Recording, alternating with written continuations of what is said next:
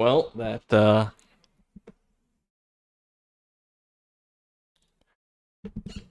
Death Knight stream didn't last very long. But you know, that's what happens when you're fucking OP class.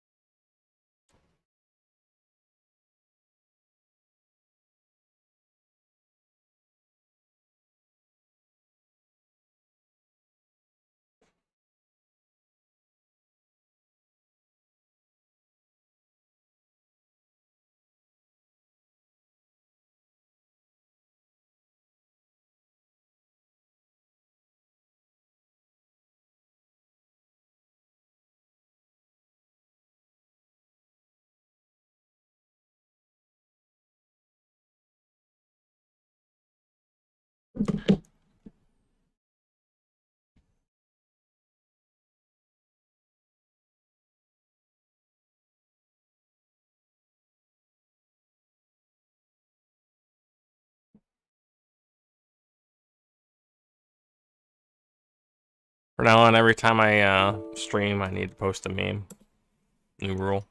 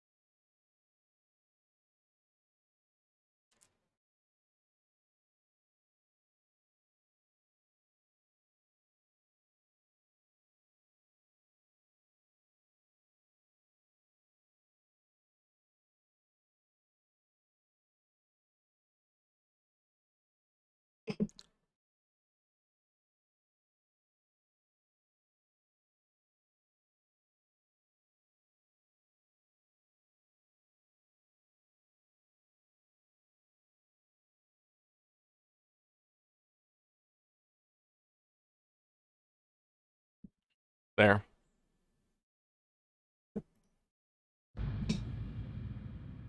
Alright.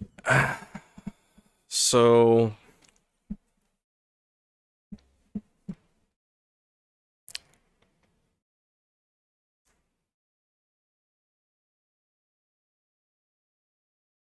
I don't think I'm gonna split this in half. I thought it was actually more XP than what it is to get the 60.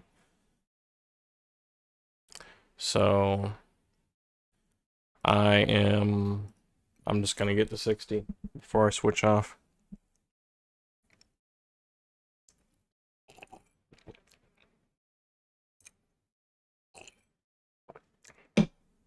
And now is a very good time to start doing these last two dungeons. I think I'm going to skip Spire if I can. Unless I need the XP, then I'm going to have to do it.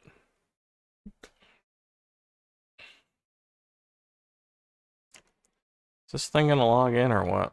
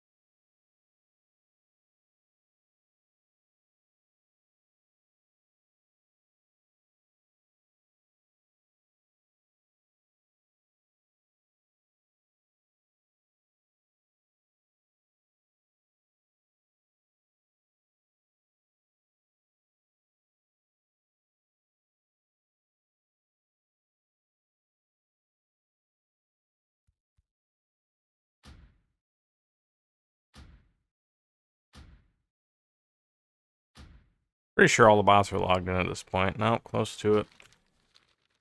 Alright.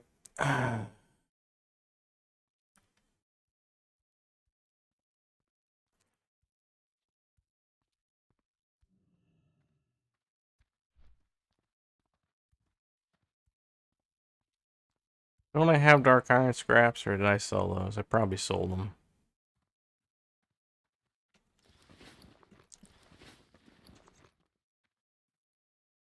So I need to go buy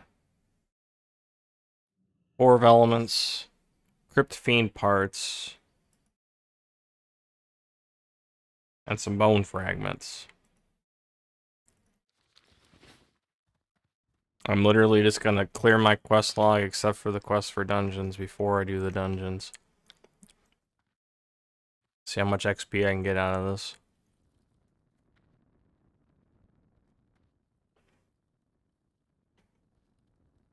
Where's my damn... Am I blind? Yeah, there we go. No? Yes. Speak quickly. For some reason I thought I was going to Ironforge, but I guess not. Yeah, I'm gonna go to Undercity.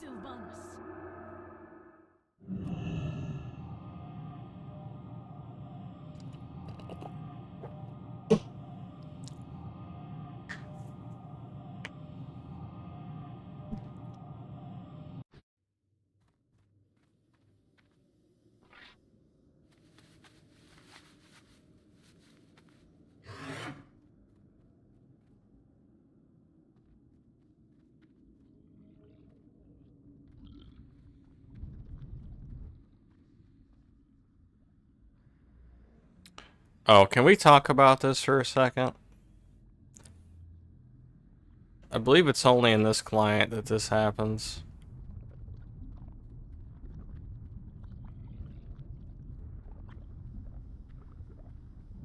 Like, what? Hold on.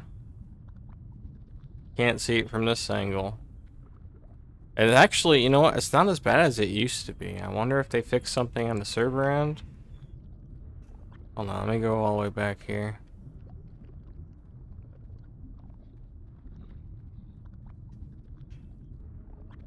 Oh, it's camera angle related. Yeah, this, like... I don't know what that's about.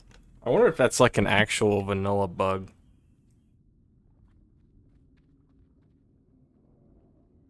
Like one that didn't get fixed until the Burning Crusade or something. That'd be kind of cool.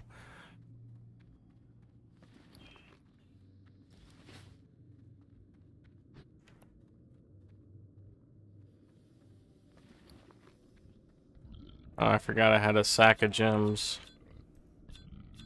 I can't carry anymore.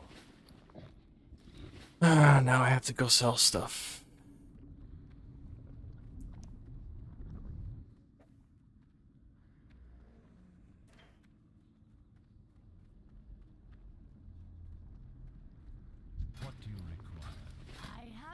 Not all day. Dark lady, watch I don't think I need the arcane resistance. I'm listening.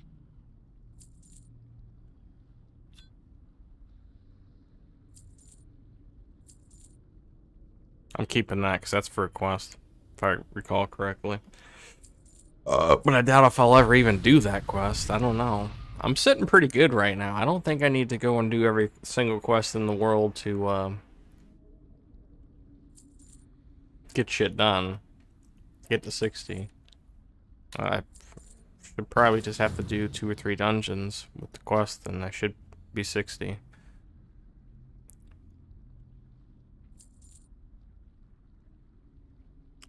Soul Black Pearl.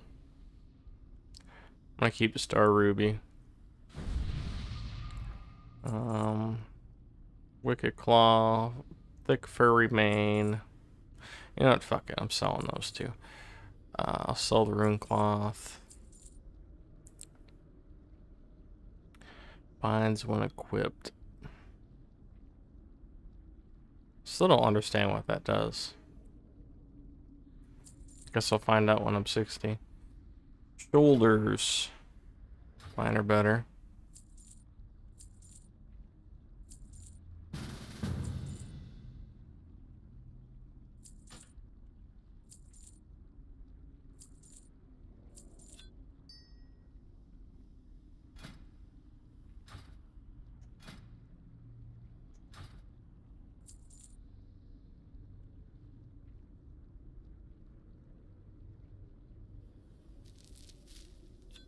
Alright, now I got a lot of room.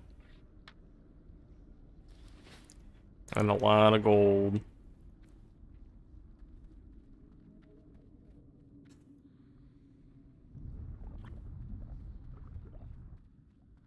If it's available, I'm gonna buy everything I need. Bone. Fuck you too, core.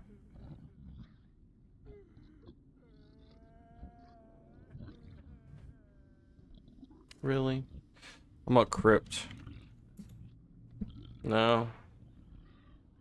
But the vanilla auction house bot doesn't seem to be as active as the Burning Crusade one.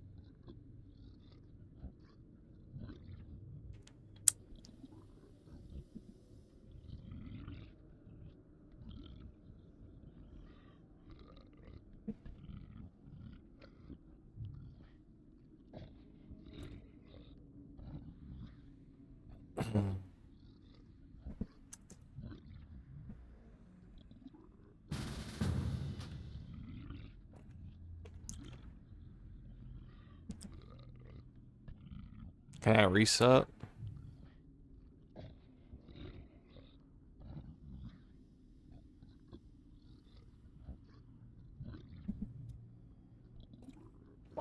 You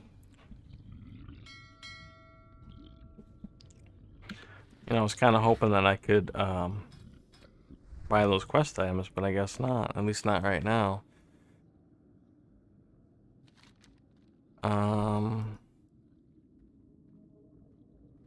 Strawthome will get me bone fragments for sure.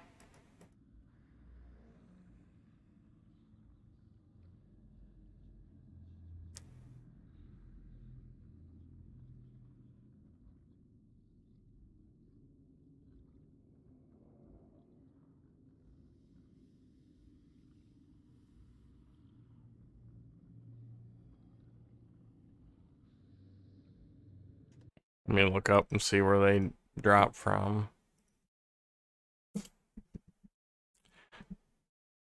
Crypt Fiend.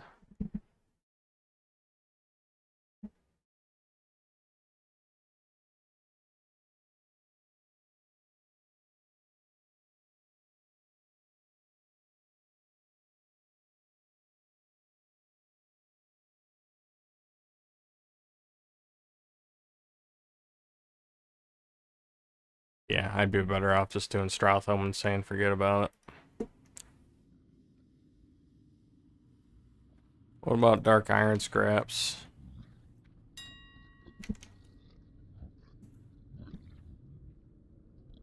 No.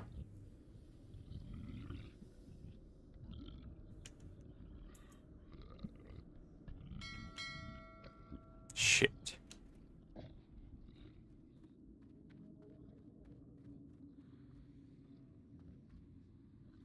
Well, I guess I kind of came all the way over here for nothing.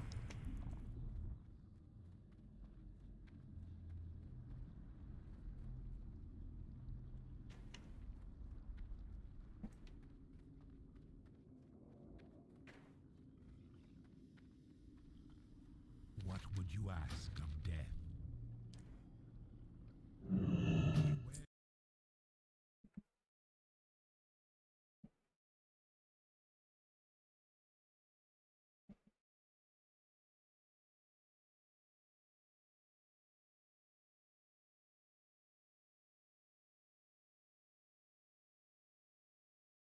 Don't.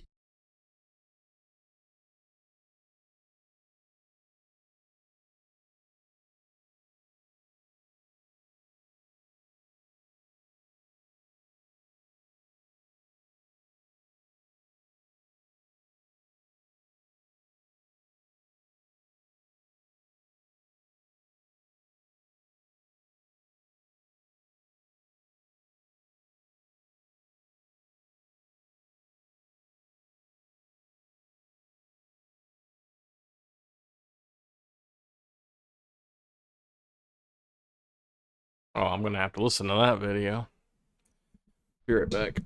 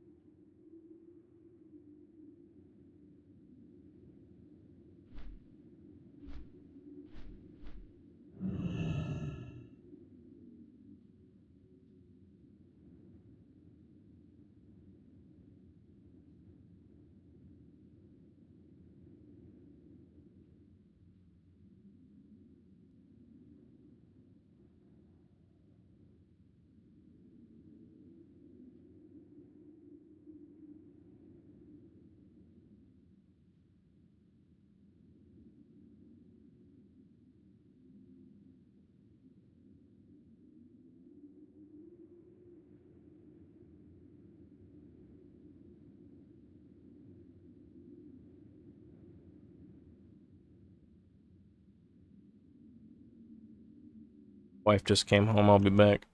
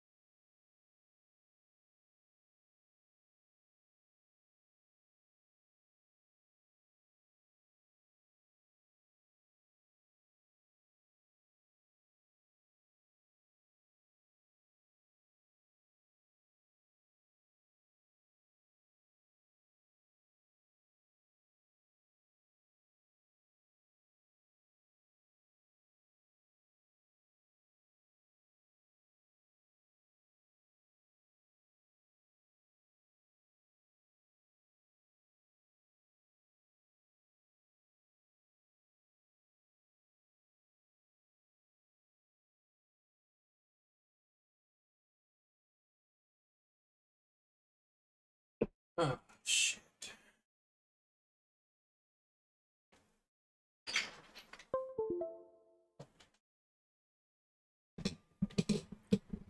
All right.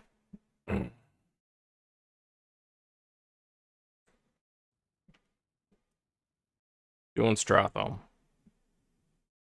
I watched the first season of this, and it was so good. News about The Witcher. I watched the first season of this, and it was so good, man. It was so I loved it. I didn't like it at all. Amazing. I don't know what happened.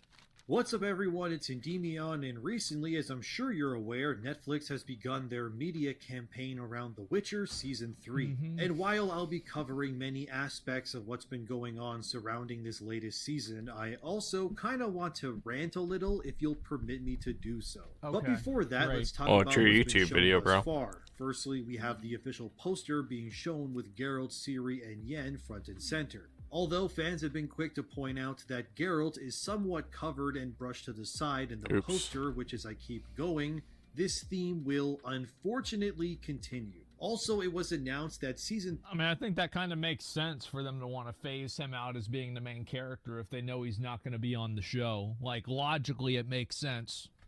3 will be split into 2 parts. The only reason why studios do this to their shows is to have their projects stay longer in the... You see, like, this is, I think, another issue, is that people wanted the characters to look like the characters in the game.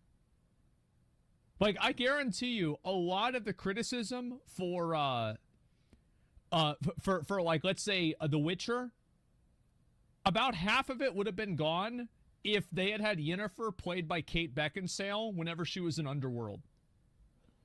Like, half of the critics, like, any complaint you would have had That's about kinda the show true. would have been gone. Think about that. spotlight, and it's simply designed to build hype in order to gain more views and acclaim in order to finish the season with great renown.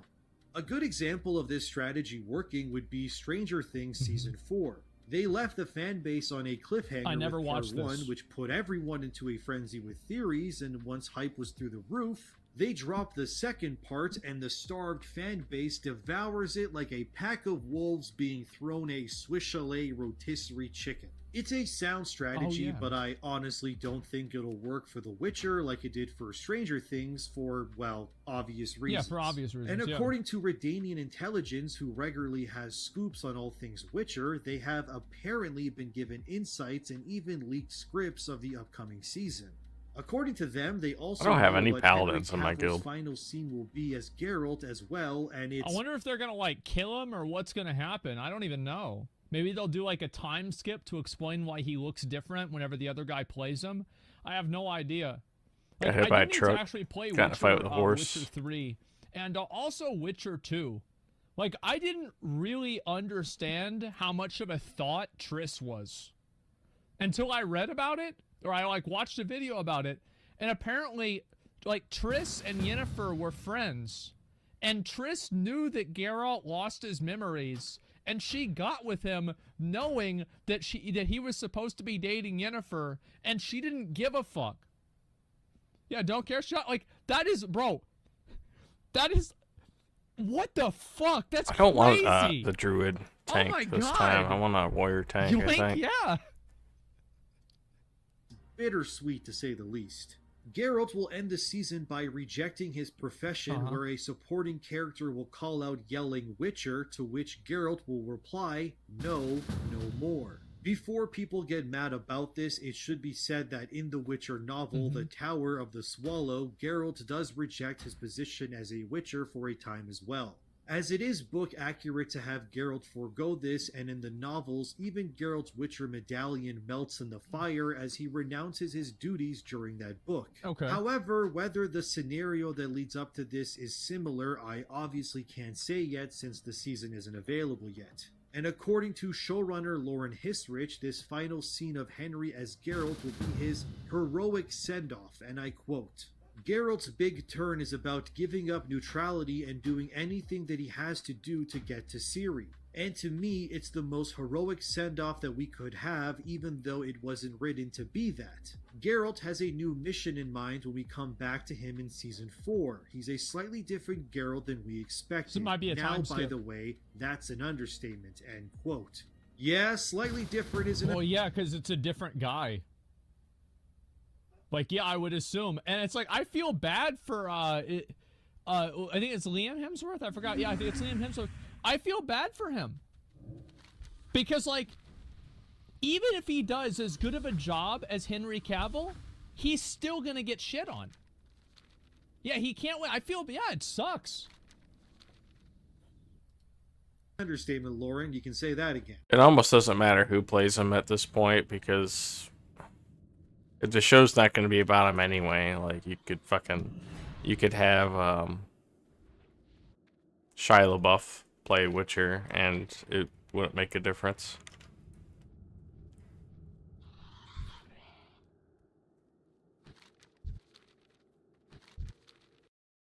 Anyway, beyond this, it does seem Season 3 will, to some degree, be everyone's gonna taking hate him more no matter what. inspiration from the novels, with the teaser opening as Geralt enters a ruin and drinks a witchery potion. In the novel, Time of Contempt, Geralt does fight a manticore, which this could be, That's cool. but it could also be Geralt taking a contract within the town of Hirondum. This contract involves a drowned child and could be Netflix's way of showing us the creatures known as drowners, but we'll Okay. see. We also can see Geralt unsheathing his steel sword, which is used when fighting men, not monsters, so that's pretty cool. I know I shouldn't get excited about this, but I just love The Witcher, and this entire situation just makes me so upset knowing... Bro, it's over. It's been over. It was over, over it's before done. they announced it. It's like, here's the thing. It was over when whoever the director was became the I director. fucking love Tolkien.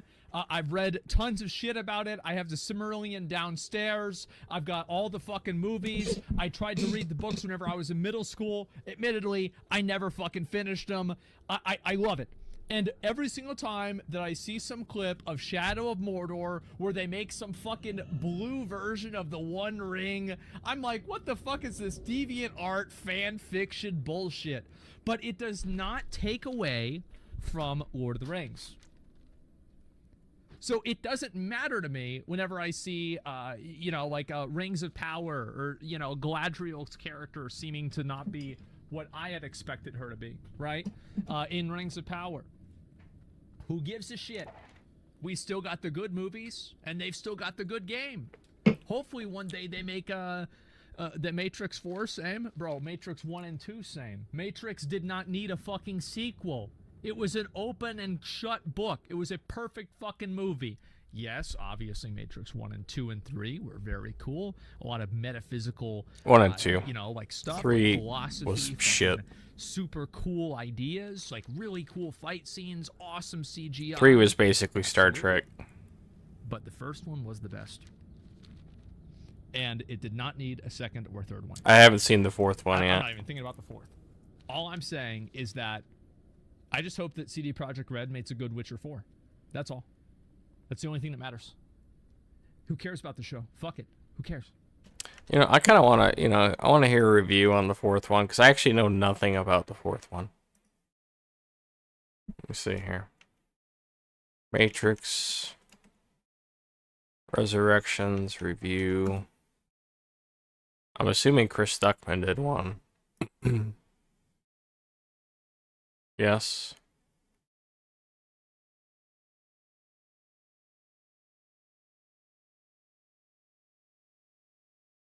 Oh wow, he didn't even review that? Why not?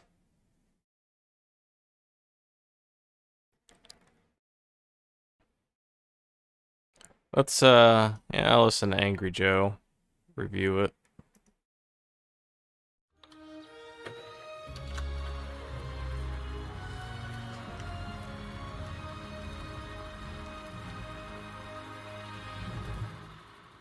Welcome to another movie review. Today we're going to be checking out Matrix 4 Resurrections.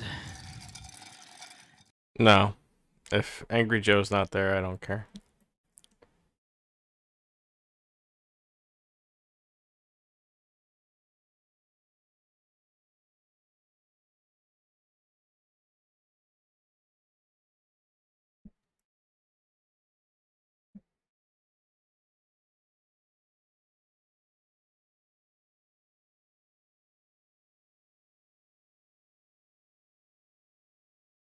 Okay, fine. I'll listen to this guy. I don't really care for his Alright, so reviews just to 99% let of you the know, I'm not time. going to talk spoilers in here. This is a spoiler-free review. However, I will touch on some things that were seen in the second trailer, which I hadn't seen. So I was like, does everybody know that it's in the second trailer? So if you've seen the second trailer, I'm not spilling anything new. Also, there's one thing in here again. I was like, how much can I talk about that? In interviews with the actor, they freely talk about it, so there is that. So yeah, not spoilers, but I just want to warn you as to what spectrum of information I'm pulling from, and it is information that's out there that's not considered spoilers per the filmmaker of the film. Little doublespeak, trip me up. Anyhow, let's go.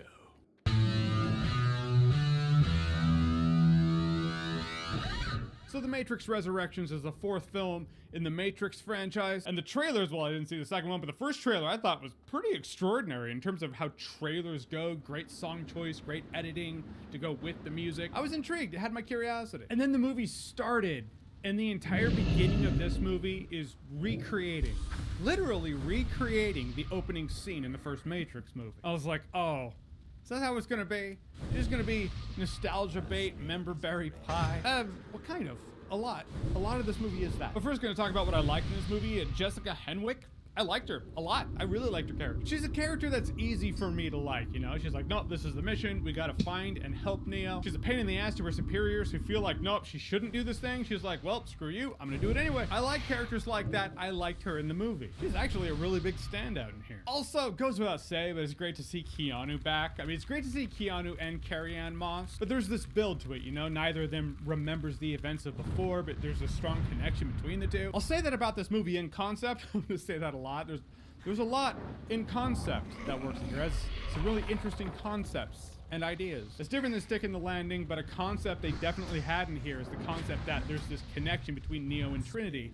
Because in The Matrix Reloaded, when Colonel Sanders is breaking it down, he's talking about Neo's motivation for saving the human race is very focused.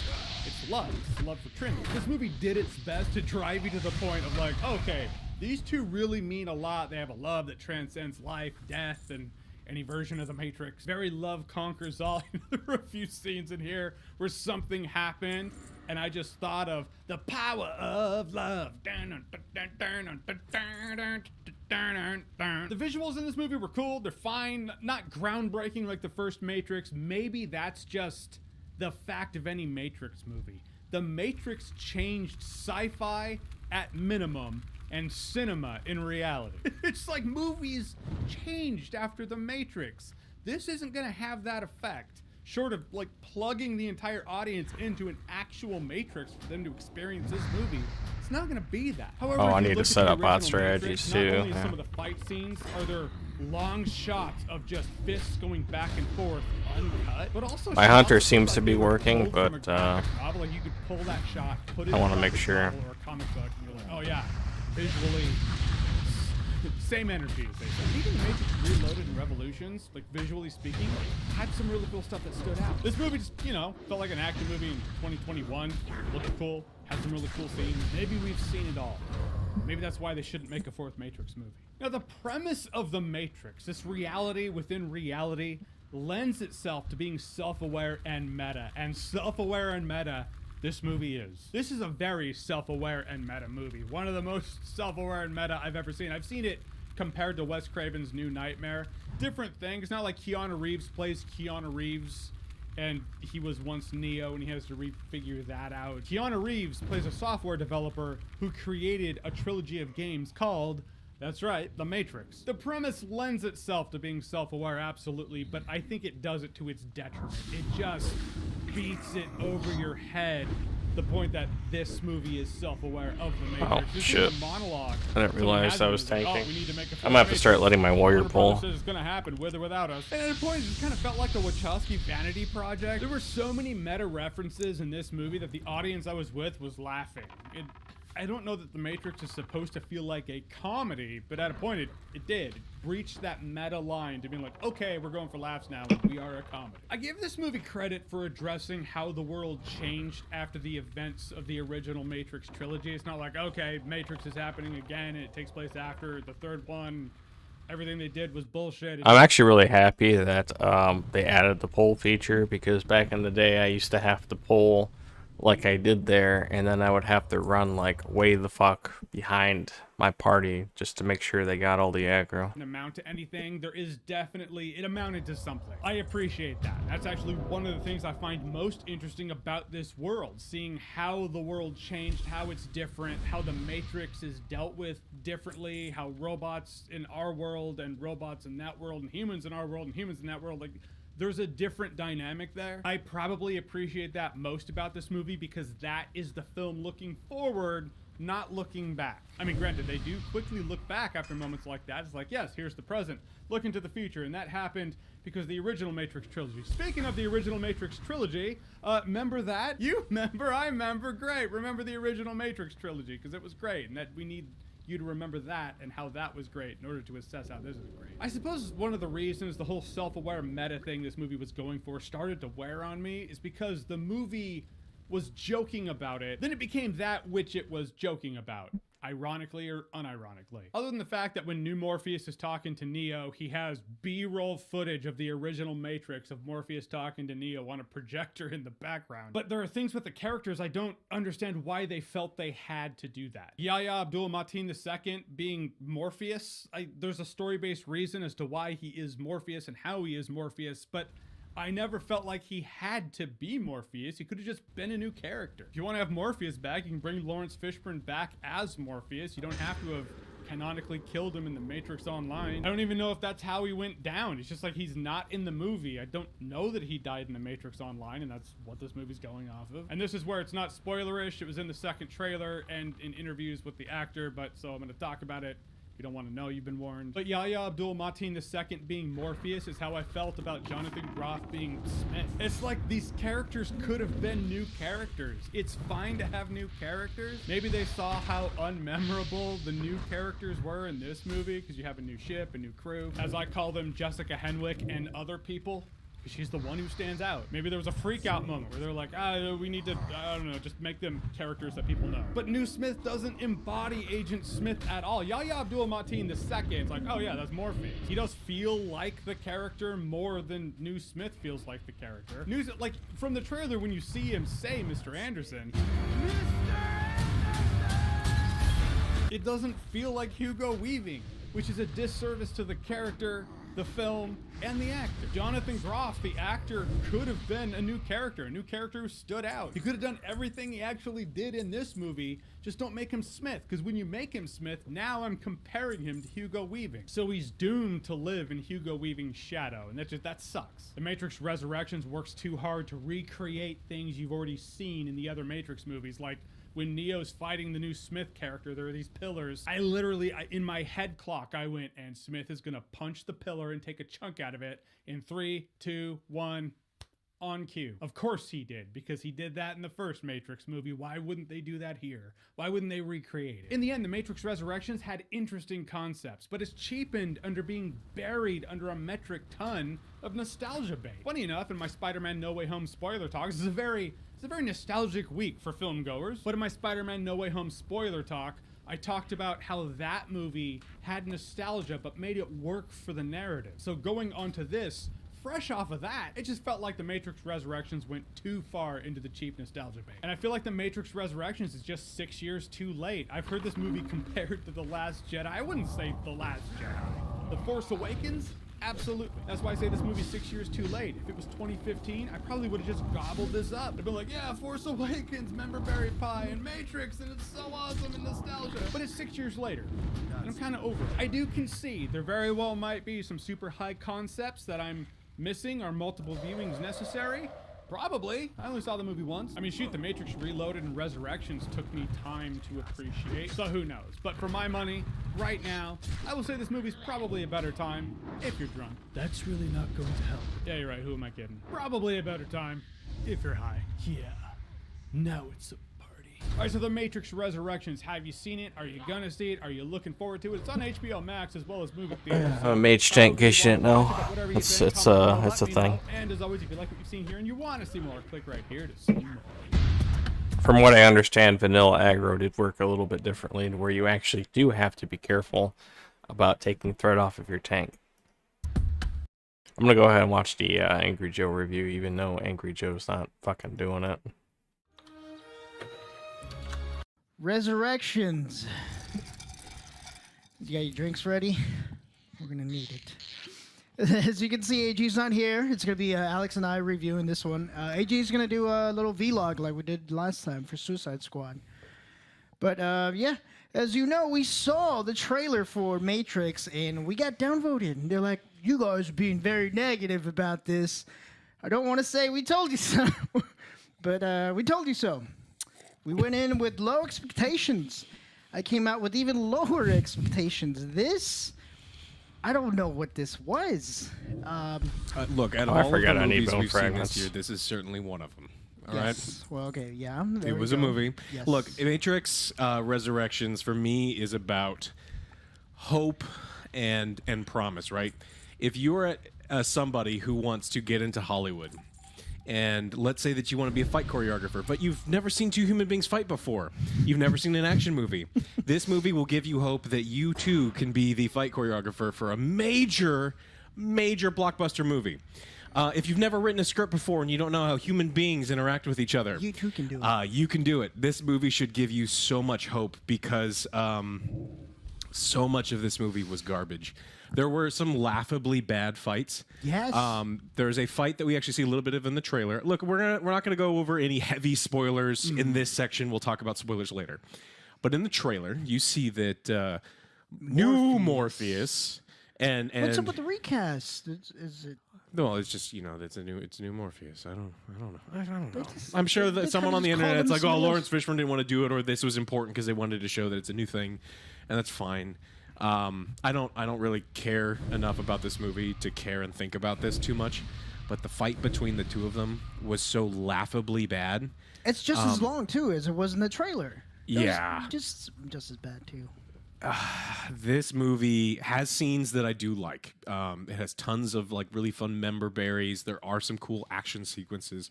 There is some cool stuff that exists in this movie. But the problem is then there's like the other hour and a half of this movie. It's about 2.5 hours long. A lot of it is very bad. And it doesn't do... And it's very meta for some reason, where it's very self-aware, especially in the first act, where they're like making fun of their own development of this movie. Yeah, WB says we gotta do it. We gotta do it. They're We gotta gonna do make it. Matrix 4 without us, so we gotta do it. And I don't. Everything about this movie kind of felt off for me. Now you may be sitting at home going, "Well, I enjoyed it," and I'm not making fine. fun of you. It's totally fine. I don't enjoy any of that stuff. I don't enjoy I'm with you. the bad action sequences. We're missing so much. It just to kind of explain this movie. Neo does at no point in this entire movie does Neo hold a firearm. I know, like, well, once Oh, you wow. pointed it out, I kept looking. I was like, now he's gonna get a gun? No gun. What about Keanu that? Reeves No. is one of the most, he does so much weapons training. And it's a point of pride for him. He's so good at it. It's so believable because he has those skills. Yes. Imagine making a movie They didn't that's, utilize that. that's based on like gunplay and gun time and bullet time and stuff, and they're like, we're not going to give him a gun. Mind The- you, there's guns everywhere. there's guns everywhere. Except his hands. Except for in his hands. And I understand that they're like, oh, well, there's a reason for it. You just don't get it. No, we get it. You have to understand that when you're making a remake of a 20-year-old franchise, there are things that you have to hit. We just saw kind of a fan servicey movie in Spider-Man. And Spider-Man knew what it had to do, right? It was tons of little member berries, and it knew how to celebrate the fandom and give people what they want, but do it in an interesting and satisfying way. And this movie did none of those things. I feel like this one did too much of the, like, remembers, like, all right, let's watch a movie within a movie within another movie. It's like, hey, check this out. This is when we first met. Hey, check this out. Check this one out. It's Yeah. there's too many member berries in this. Yeah, it's not that I don't mind if they had just kind of referenced the original films. I think the issues that I have with it is literally playing in the background, and they try to hand wave and say this is why they're playing it in the background. I'm embarrassed for the people who made this movie that are like, we're just gonna play the better movie in the background. It's like, can you just please put that on? Can we just skip all this new stuff? I just want to watch that movie because that one was the better movie. Oh, for sure. Yeah. Well, yeah, quick summary, obviously. Mr. Anderson has to find out if his world is real or not. So once again, he goes into the Matrix and tries to find out if it's real or not. And that's pretty much all we can tell you without spoilers. Yeah, there you go. That's the gist of it.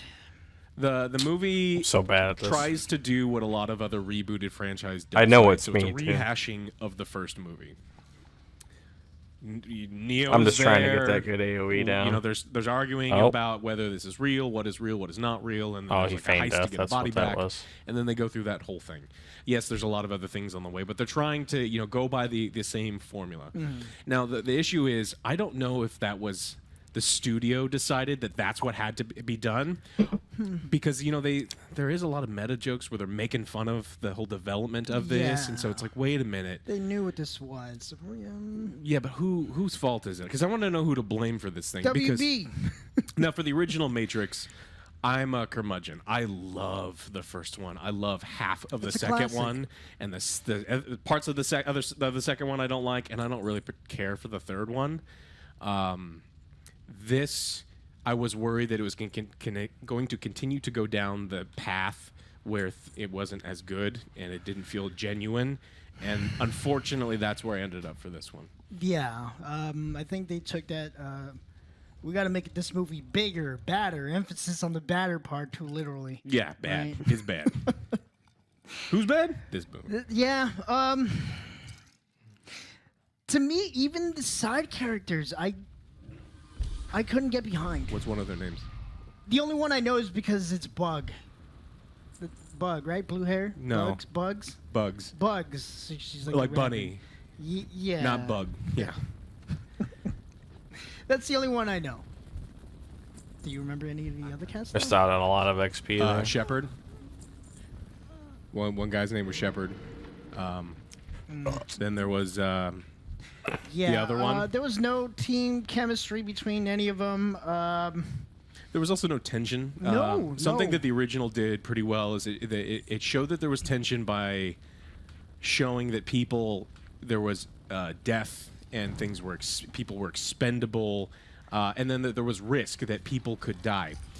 This movie showed you immediately that everyone within the Matrix cannot shoot firearms at all. I mean, point blank, cannot kill. I'm not talking about powered up, named characters. Even the no-name characters that we don't care about cannot die in any circumstance in this movie.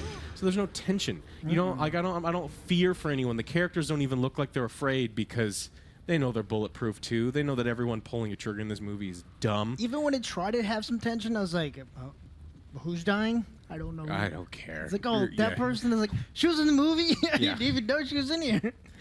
Yeah, I feel like they underpowered Neo too. Oh, they did on purpose. Big time. I was like, all right, yeah, I get it. It's like, well, he's going back, he's learning. I was like, but he just seems like a one-trick pony to me. Yeah, what did you think of, without going into too many spoilers, what did you think of the main villain? Were they there for comedy relief or what? I don't think they were supposed to be funny at all. Oh, well. A little humorous every now and then, but I don't think that I thought they were going supposed to for be. humor, and it failed miserably. I honestly did not really enjoy any of. Now you have me They were wondering if you were right and they were actually going for humor, or if I just assumed that they're really terrible at writing. I don't know. I thought they were going for humor. As like, well, it still didn't work. Yeah, Either way, it still didn't work. Yeah, either way, the villain wasn't super compelling. No. The villain is either very powerful or not powerful at all, and Very inconsistent. It's everything is all over the place. Now, one of the things that you can poke holes in all of the original movies based on yeah. writing and circumstances and coincidences and things. This is gonna be the a white issue is baby. that there is no suspension of disbelief in this movie because it starts bad, it moves on into bad scenes, bad fight scenes, bad everything, and so We do I have a think level that 60 I tank, personally though. got sucked out of the movie almost immediately, I did and as well. nothing was able to. I'm kinda missing out pull on so me much back. XP. I want to talk more on about that one. spoiler stuff and the stories. So do you want to go into final verdicts? Yeah, final verdicts. For me, this is. I go first. Oh, you go first. Because you're in the chair. You have the last that's right, word. That's right. You're- Anyway, back to You're this gonna video. ruin this. How does it feel to have lived long enough to see all of your favorite franchises go down in flames? Feels great. We also see Ciri getting chased by what seems to be the Wild Hunt, which is led by Aridin, the main villain of CD Projekt's The Witcher 3 Wild Hunt. He also appeared in the god-awful Blood Origin, if you had the stomach to watch that like I did, unfortunately. Anyway, enough about Netflix. Isn't Aridin like an immortal elf that comes from like another world that got connected from like the conjunction of the spheres or some shit? Yeah. So how's he gonna be a kid? How's he gonna be a kid in Blood Origins? I don't know, I guess it was a long time ago, but like still. Netflix's rights, let's talk about Netflix's wrongs. And there's something really interesting about how all of this went down. And while at first glance it may seem like nothing, I'm not sure what's going on with that, Hunter. Suspiciously anti-Witcher.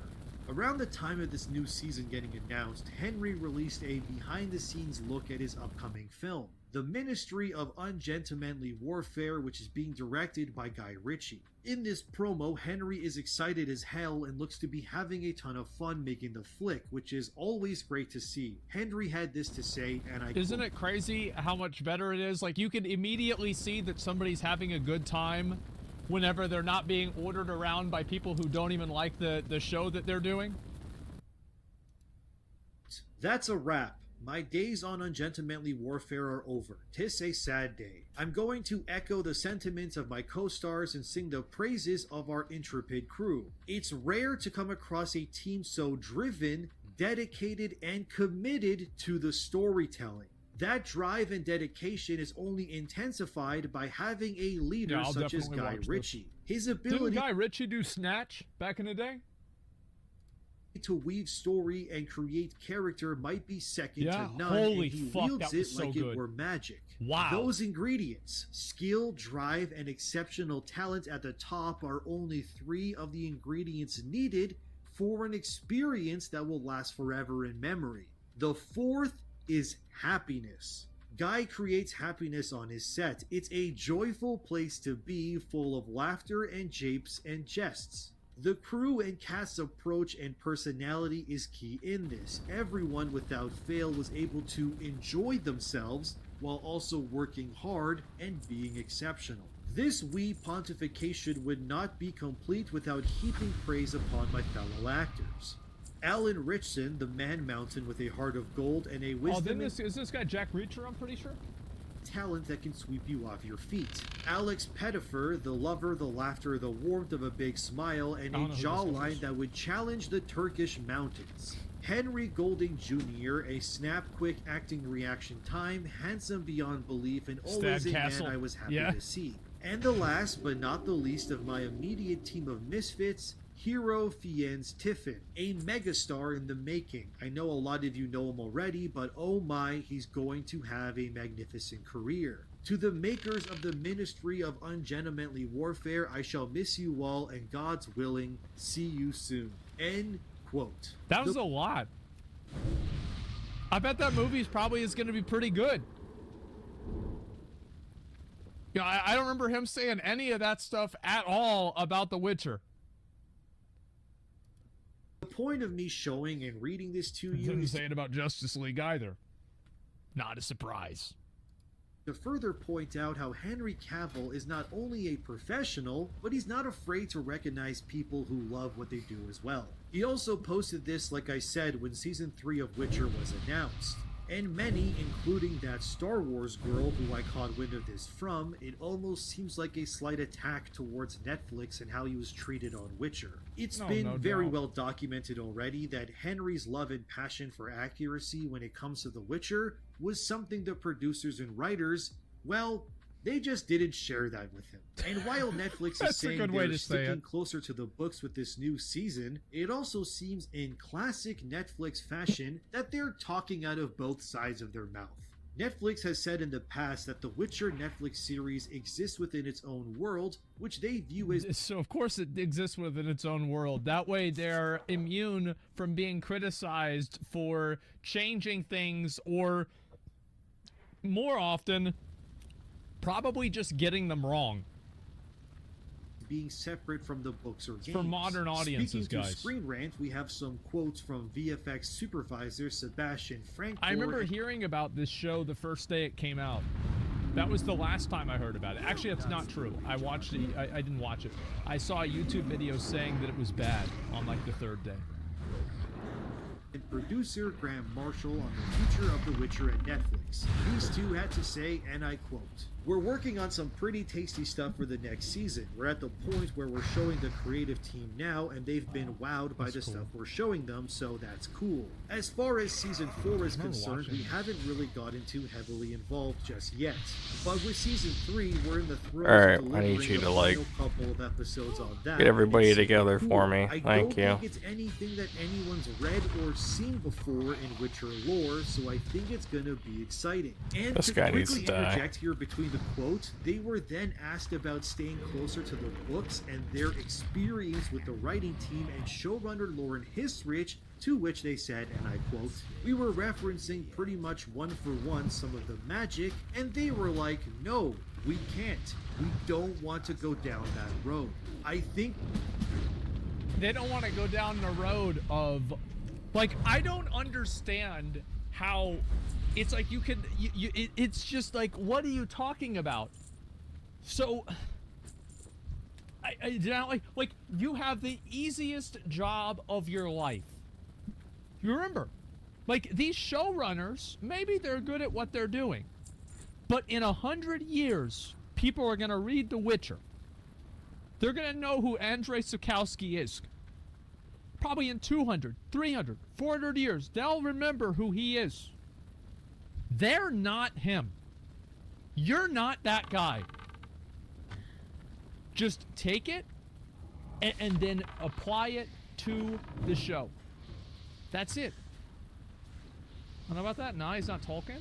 I don't know. I think there's many stories. Like, a story doesn't have to be Tolkien for people to remember it and keep up with it for a very long period of time. Come on. Yeah, just adapt. Get them where It's you the want same thing them. with George R. R. I can't Martin. AoE With until you Game of do. Thrones. You're not George R. R. Martin. Stop trying to rewrite it. Stop it. Just stop it. Just do what he did. Put it in the remember whenever Game of Thrones was good? Whenever they literally took the book chapter for chapter, episode for episode, it was great, and then they deviated, it got bad.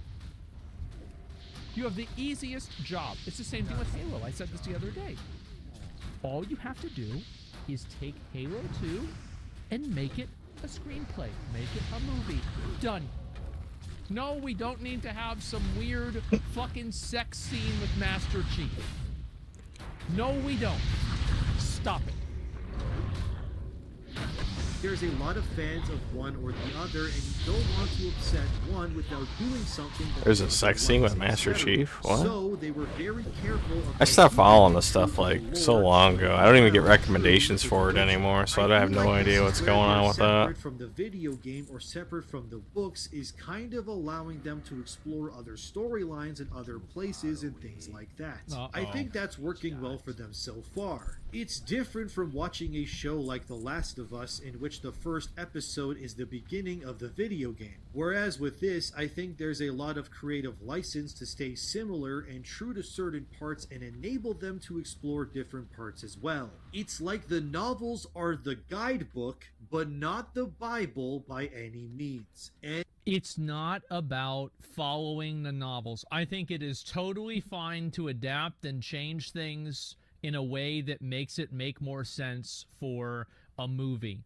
Absolutely. Peter Jackson did it with Lord of the Rings. Many people do. Remember Fight Club? That was not the same as the book. Apparently, I didn't read it. My mom did. That's what she told me. It was not the same. It's not about doing it differently. It's about doing it worse.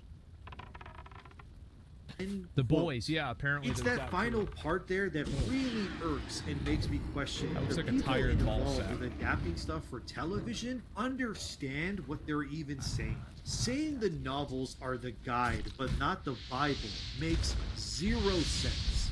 My brother in Christ, you are literally adapting the book which contains the writings of It what doesn't seem that hard. happens. If there was ever a Bible for your adaptation of something, it would be the literal book you're adapting. Yeah, Like, that would am make I sense. crazy? Do I sound stupid here? What are these people? Well, it's like also keep in mind that most of what happened Come in on, the bring 'em Lord of the together. Rings movie, You know what? No, happened in the Guardians need books. to die. Like, yeah, obviously, like, Saruman was different. There were a few other things that are different. But, like, for the most part, it was the same thing. Saying it. And it's full of idiocy that these people reference The Last of Us as something to not emulate. When that show was That not everybody loves it. Everybody loves the show. Well, we don't want to do this. Well, I mean, you know, we can't just go and do this. We can't just make a show everybody likes. What the fuck? only a massive success, but took many scenes right out of the game and put them into the show. Yeah. Almost as if the game was like, I don't know, a Bible for the show that's adapting the game for television, which is what you should be doing when you're making an adaptation of something that exists. Hello? What? It's very clear that Netflix has no interest in staying within the confines of the books, and just wants to cherry pick what they like while morphing or removing. Come on, what they get them don't. together. That's about right. After all, they're adapting a book series based on Slavic European culture and myths, and thought the cast was too white and needed to infuse diversity so that The Witcher's world emulated real life. And like I've said, Yeah, big surprise. You know, the people over in Europe, most of them are white. Who could have imagined that?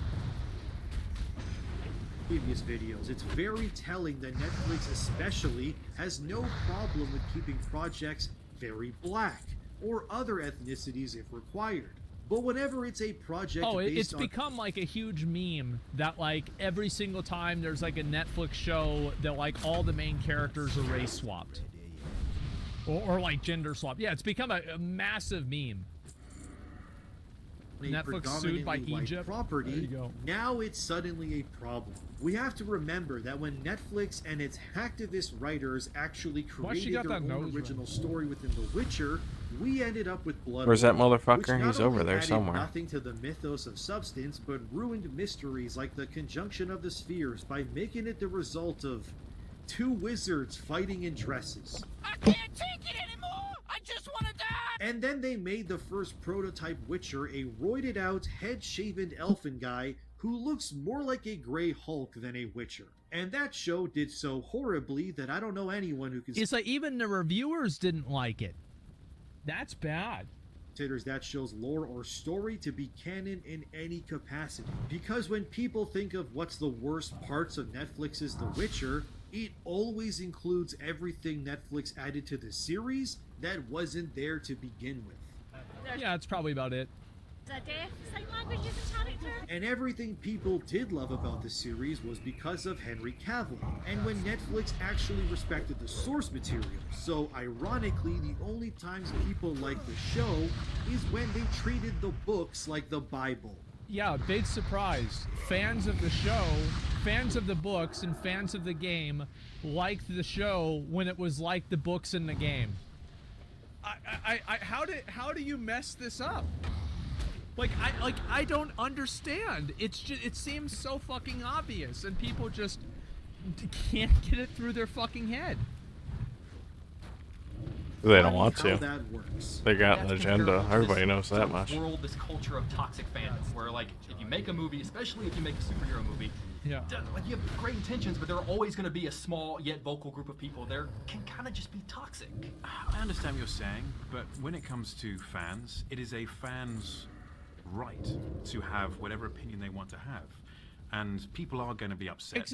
I'm so we've seen this clip probably 1,000 times. I've seen it fucking 5,000 times. I am so sick of this idea that people don't have the right to have an opinion, even if you think the opinion is fucking stupid. People can think what they want to think. That doesn't mean they're right. That doesn't mean it's good. Doesn't mean that you should do what they say. But it's their right to have that opinion. How the fuck is this so controversial nowadays? It's insane. Because especially when you're talking about books or games, because you're never going to be the exact person who they had in their head or who they played. And that's what happened with Geralt. Is that I remember whenever whenever Henry Cavill got announced as Geralt, Yep, that's a right. lot of people were really skeptical about that. And they do this shit on They were like, purpose. I don't know about that, like, because they were thinking it would be like somebody, I'm trying to think like who. They're not trying to make a good anything at all. They're literally trying to just shove that out there in your face all the time. Mads Mikkelsen or something like that, right? And no, he did Just a like great I said, job. I think it was yesterday about politics. It's like in my 20s, I used to talk about, politics. I used to come up with solutions and like, oh, if only did this, if they did this, only if they did that, if only we spent less on this or spent more on that. It's just like, no, it's all on purpose. It's all by design. It's not like hard to understand what's wrong. It's just they refuse to fix it for a reason. Oh, it was totally fine. These people supposedly have like multi-year degrees at like Harvard and shit. Okay. No, for granted, a lot of college graduates are fucking stupid. In fact, going to college to me nowadays means less than a high school graduate that just worked their way up through, resume building. Means far less to me.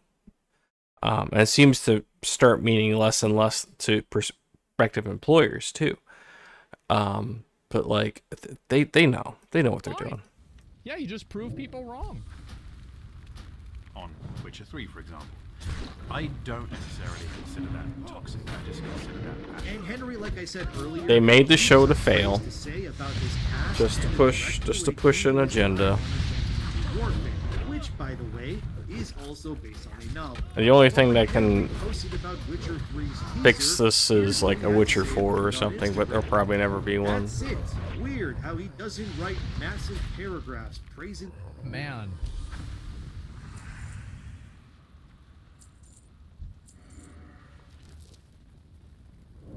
Isn't there supposed to be like 2 different bosses over here? Like, what the fuck?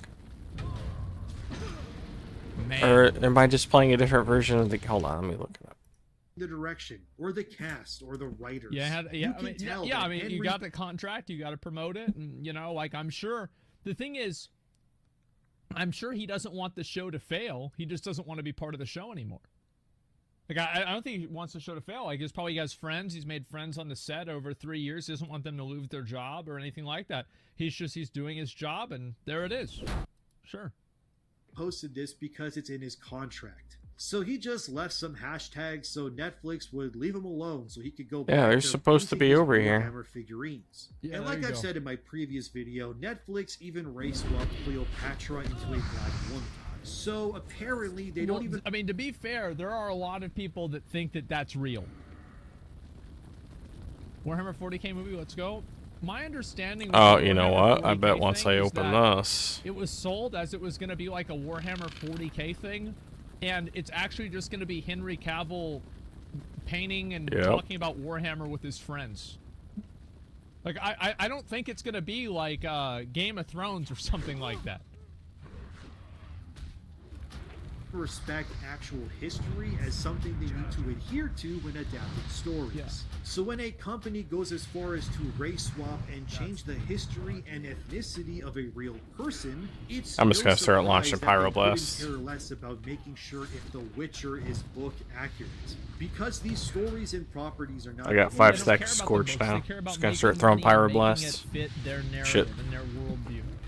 That's what matters to Well, them. there you go. Adapt in order to do them justice. About time you Just said it. free Jeez. real estate for local I'm the creators gold. to Us push gold's kind of ideology slow, down man. our Not gonna throats. lie. I think it's very A little accurate. slow. I think he's right, definitely.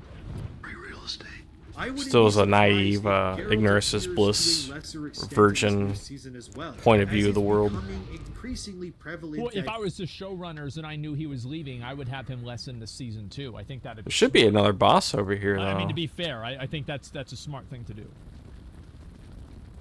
bait and switching an audience's expectations is becoming the norm lately. You have shows like The Mandalorian, which was supposed to be about Grogu and Mando, and it was advertised as such. But if you actually watch Season 3, then Bo-Katan stealths in and hijacks the show, with Mando and Grogu playing second fiddle to Bo and her girl boss objectives. And again, none of this stuff actually matters if the show is good.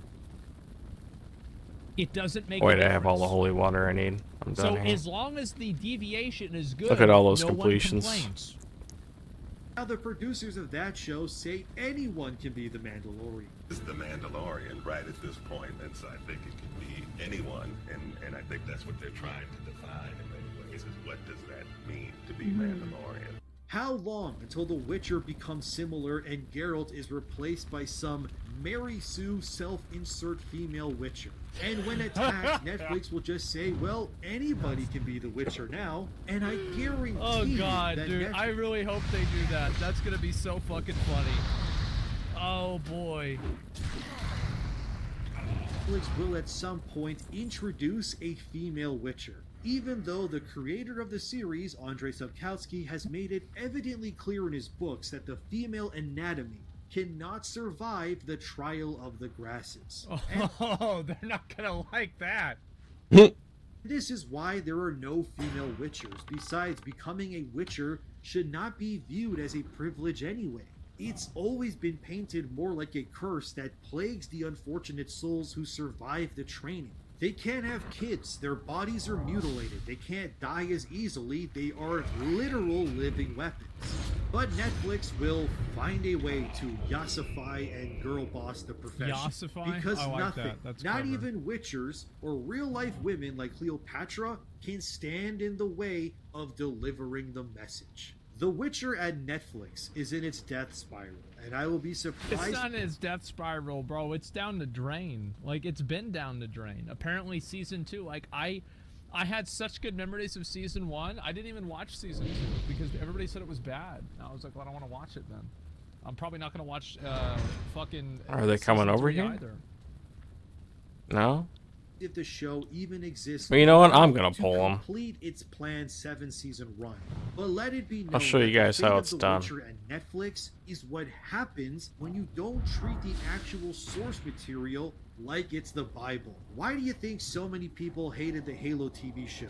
And why The Last of Us was so Is that even still running, the Because Halo if you TV treat show? what people love with the respect I'm it actually deserves, curious. the work will speak for itself.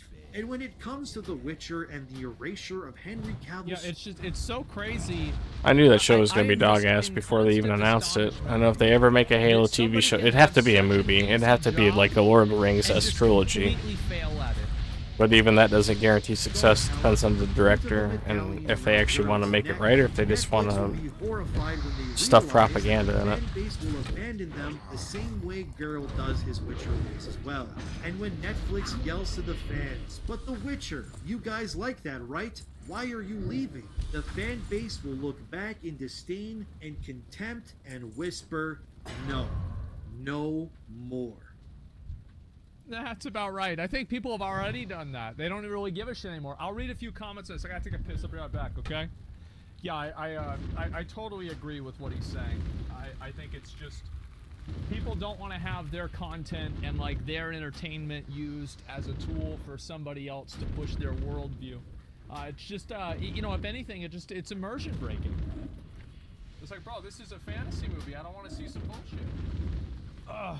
Rankings IMDb are so distorted if they contain LGBT content. Yeah, I think that's probably the case. I think that people just don't want to see like modern stuff put into like older stories.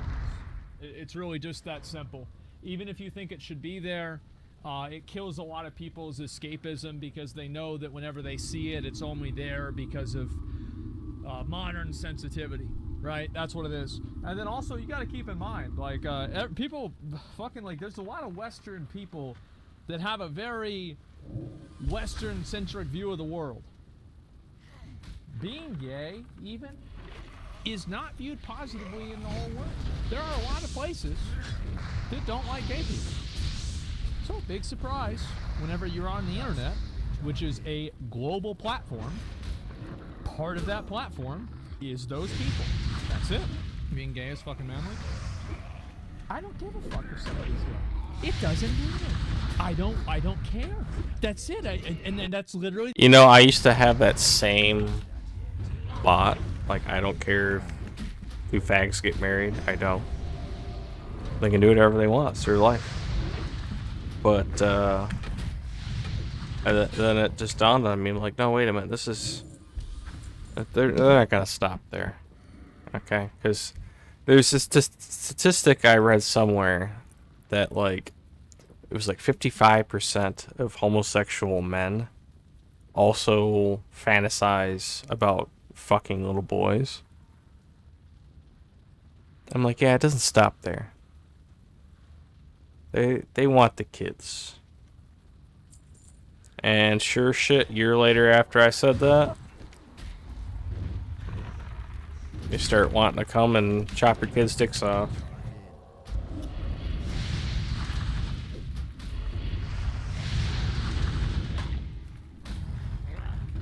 I sound like I'm tooting my own horn here, but really, it's like if you've been watching the same script over and over again since the Iraq War, okay, and if you watch documentaries about like Vietnam and World War II and shit like that, and cultural revolutions during that time, it's all on a reoccurring cycle. It's basically what it is. And they've been pretty successful so far. But it wasn't until they decided they wanted to mutilate your children that people started saying, hey, you know what? I don't agree with that. That just doesn't sound... It doesn't sound ethical. It sounds like child abuse.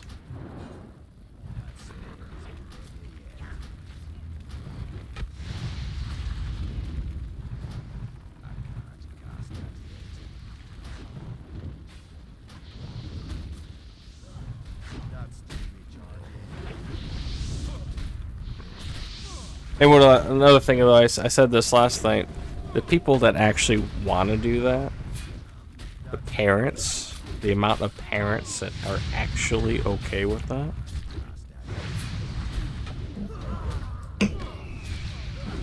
we're talking like 5%, single digits, okay?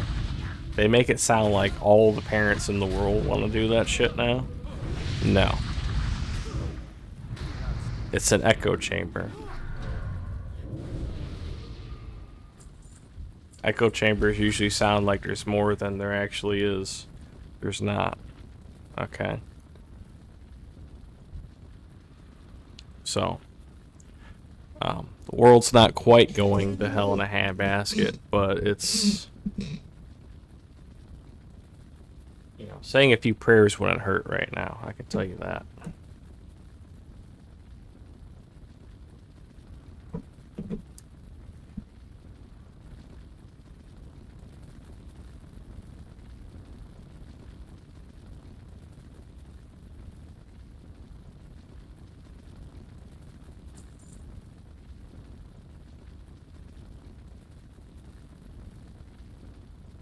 Okay, I came through that way, and I think I want to go this way. Yeah, because this is the holy side over here, or whatever, the lights.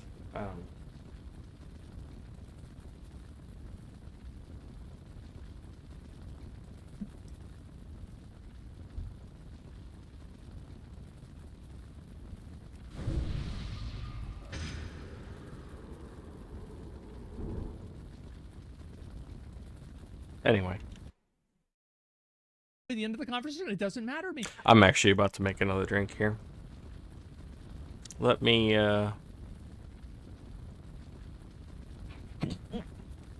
get my dudes buffed before I do so I can regen mana without drinking. Though I'll probably drink anyway.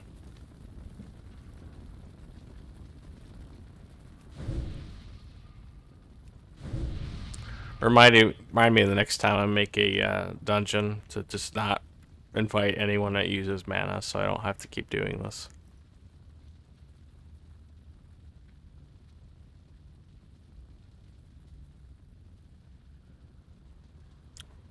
I think I'm going to start experimenting with Amplify Magic here. It's just, I think it would be good as long as there's no casters, but he's level 60, and like level 60, like what kind of gear does this guy have? Where's the purples? Conquerors, Maldrons. I don't even know where the fuck you get that. What's this breastplate? Breastplate of Annihilation. Isn't that a Cthulhu drop? Pretty sure it is.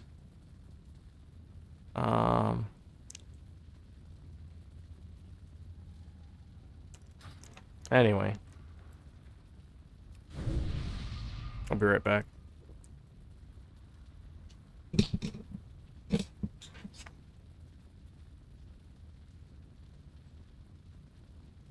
You know, I will give Vanilla one thing. It had the best item names. Breastplates of Annihilation? Come on.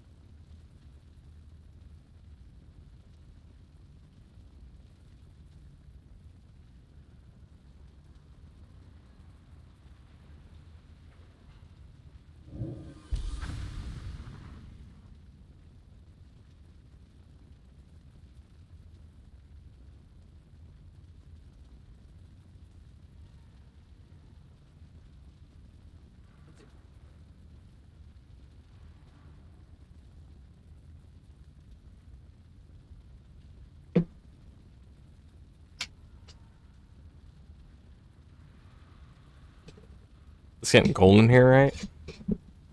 Part of me is thinking that I'm gonna let it get real cold in here. And I'm going to switch to my heavy robe, because I got a light robe and a heavy robe. This is my light robe. I might switch to my heavy robe.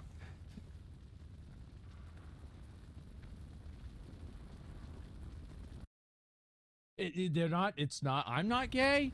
I'm not gonna catch gay from. Okay, you know what? That's enough.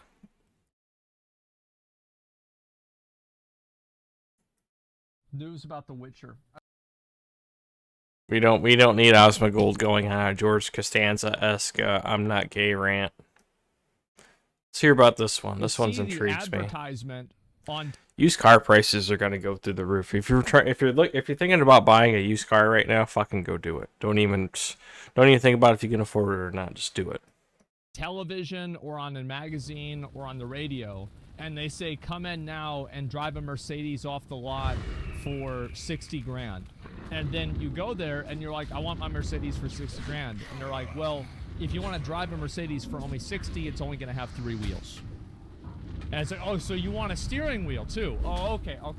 Yeah, well, we're going to have to go ahead and work out your price. I'm going to die. You know, you're probably looking at somewhere between, you know, it's like, yeah, $88,000. Oh, maybe not. Really. And so that's the way a lot of these things go. And so this wasn't enough for car manufacturers. This was not enough. They're going even farther. You have to pay a subscription fee to get everything that it's capable of. Wow. Is that the right way to view this? Well, that's one way to look at it. Another way what's the other way to look at it, the way Mercedes would say it, is that they're going to make more money. All right, how's Mercedes going to say it? Let's find out. People that buy Mercedes are fucking stupid to begin with. Mercedes has not made a good anything in probably 35 years or more. Okay? Maybe 30, maybe 25. All right, I'll give you 25. But a lot of people don't understand is that like one or two companies own all of the automotive companies in Europe. All of them. Perspective on Bugatti, you know who makes Bugatti? The same people that make Chrysler.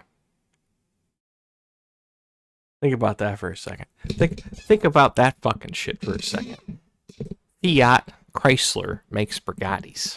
All right. Who else do they make? You know what? Let me look it up. Let me look it up.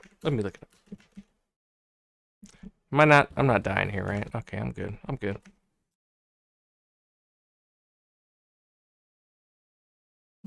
Fiat Chrysler Automotives.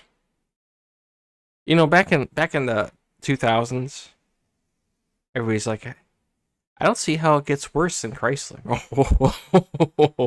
And Fiat bought them, and they're like holding my beer. on why? Oh shit! I didn't mean to push play on that. Okay, hold on here. Fiat Chrysler is owned by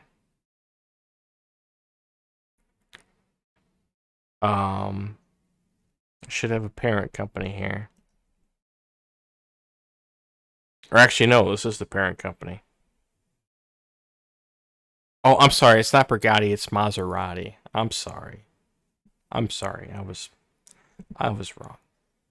Okay. Fiat Chrysler makes a Barth, whatever that is. Alfa Romeo, Fiat, of course. Lancia used to be respectable. Chrysler, Dodge, Jeep, Ram. Why do they make Ram its own? Stupid. Yeah. So you're gonna have Chrysler parts in your Maserati. I'll tell you that right now. But you know, those people don't care if their Maserati only lasts 10,000 miles, 5,000 miles, because they're gonna get the new one next year anyway. They're gonna trade it in, right? Right. This is good for you. And then the trade-in's gonna go to, you know, some schmuck's gonna buy it. I wonder what a trade-in, like, what is a trade-in value on a Maserati? Or like, what is it, like, how far does the value drop? Because you buy it obviously for like $1 million car, right? Let's say it's $1 million. You trade it in, he probably gets $500,000 for it, maybe. And then they probably sell it for like 750,000 used. Let me look it up. Cars.com. I'm sorry, I'm going down a rabbit hole here. I apologize. I can't help myself. Maserati, all models used, all miles from.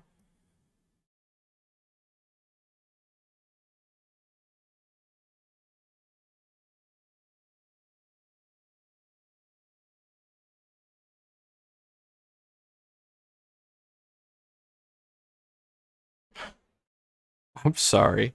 I forgot. I live in the upside down world. Maseratis are going for about the same price as everything else right now.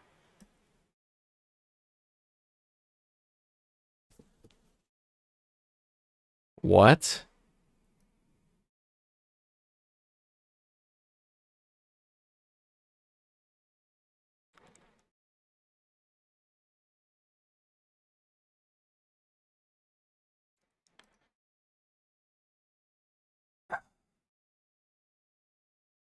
It used to be like such a social status thing as owning a Maserati, and now it literally looks like a Chrysler on the inside. Go figure.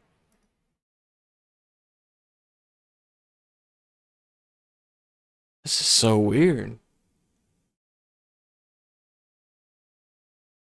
Oh my gosh. If you're ever curious, go to cars.com and look up Maseratis. It'll blow your fucking mind. Be like, where's the times gone, you know? To the customer. How long ago? Hold on a second. Maserati. How long ago did they get bought by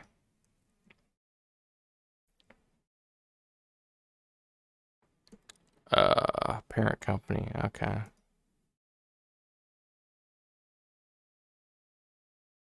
Predecessors. Subsidiaries.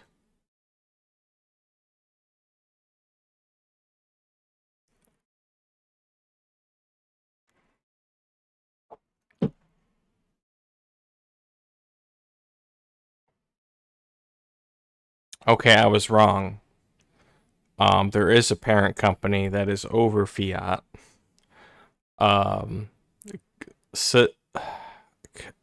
Catron or whatever the fuck it's called. It's like Chilean. They're owned by the same company.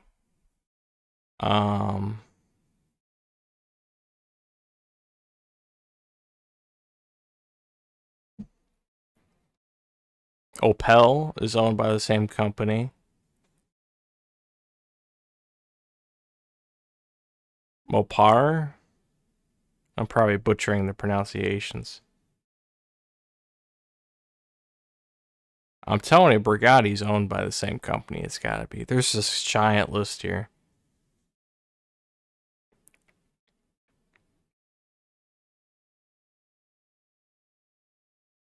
And it's not just Europe. They own like they own Chinese cars, they own European cars, they own Chilean cars, they own Chrysler.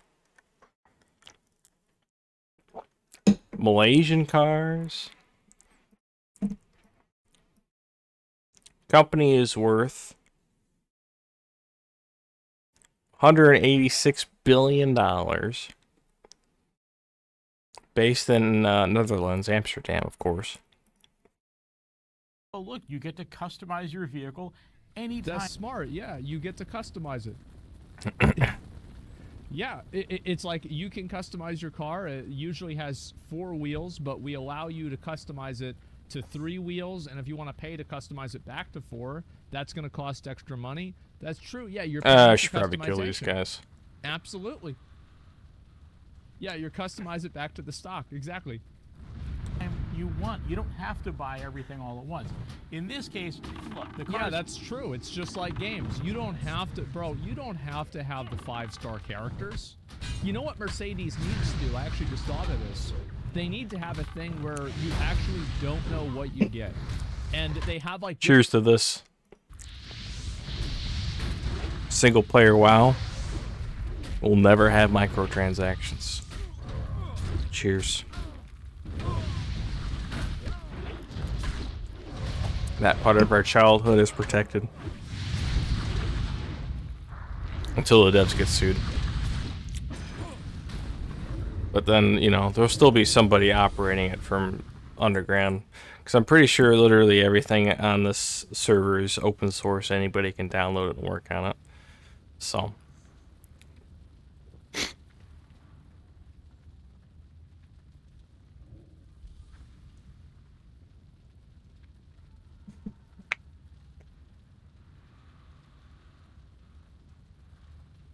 Like, I want to make a dedicated server that people can join, but I'm worried about getting, like, a cease and desist letter in the mail, you know?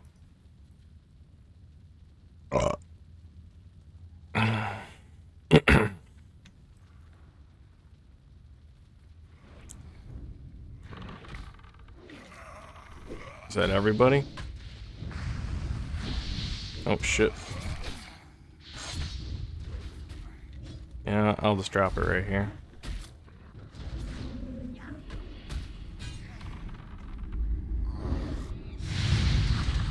Oh, he's mad. He mad.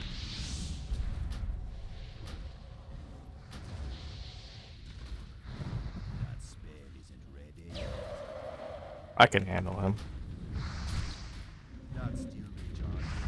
Didn't even need help. It was just one cadaver. It's basically weekend at Bernie's. Okay. Easy peasy.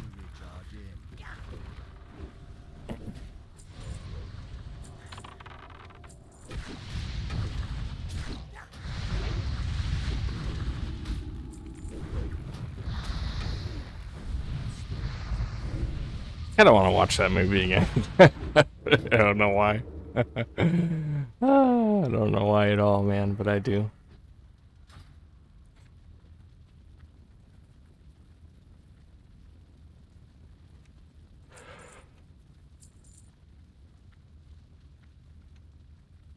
This is actually going easier than my Paladin run was, but then again, I think I was a 57 when I tried that.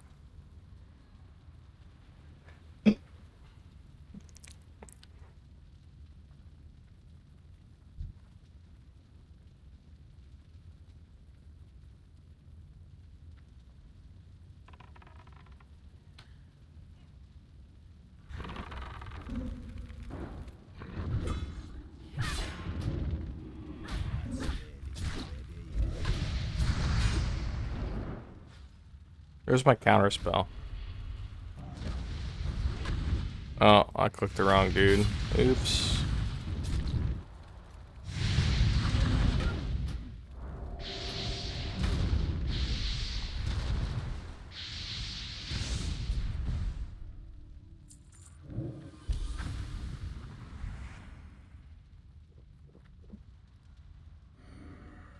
Oh, I forgot I was gonna put Amplify Magic on the tank here. Bonuses for the car, so they'd have, like, you know, for example, like, imagine you buy a car and you pay $30. I can't even watch this. It just pisses me off because people are actually gonna buy this. The fact they're doing it doesn't piss me off. The fact that people are actually gonna. It's fucking rich people are stupid as fuck, man. I'll tell you what.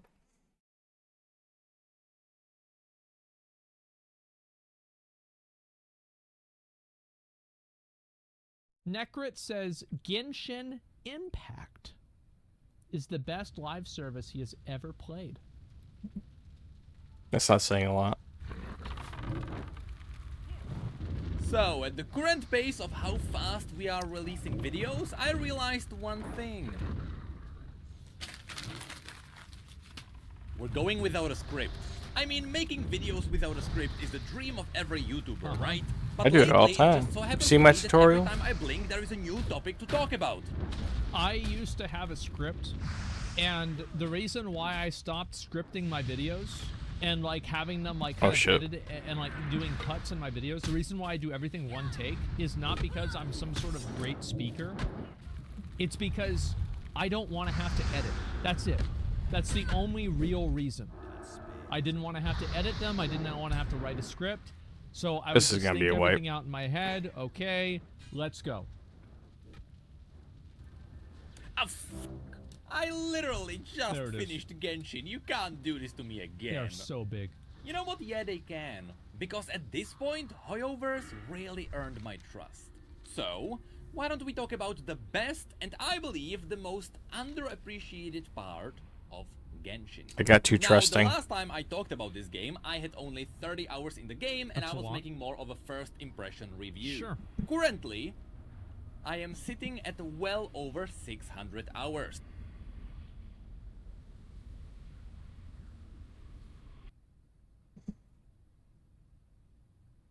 Holy fuck! Didn't he start playing this like 2 months ago? I have about 100 hours streamed and I definitely played at least 5 times that amount off stream. But unfortunately there is no official way to track the numbers. And that is all in just the That's last probably a good thing. 3 months or so. And yeah, in case you don't know, I somehow kinda created 2 audiences for me. There is my League audience on YouTube, but on Twitch I actually have a totally separate segment, which is my Genshin audience. And now I'm just trying to bleed the 2 sides into each other. League isn't a very good game to stream unless you're a super competitive player. Or you're like very entertaining or something like that. Like I it's used to very stream hard League. to stream League and be entertaining. It's very hard to stream League because it's very hard to play a game that sucks.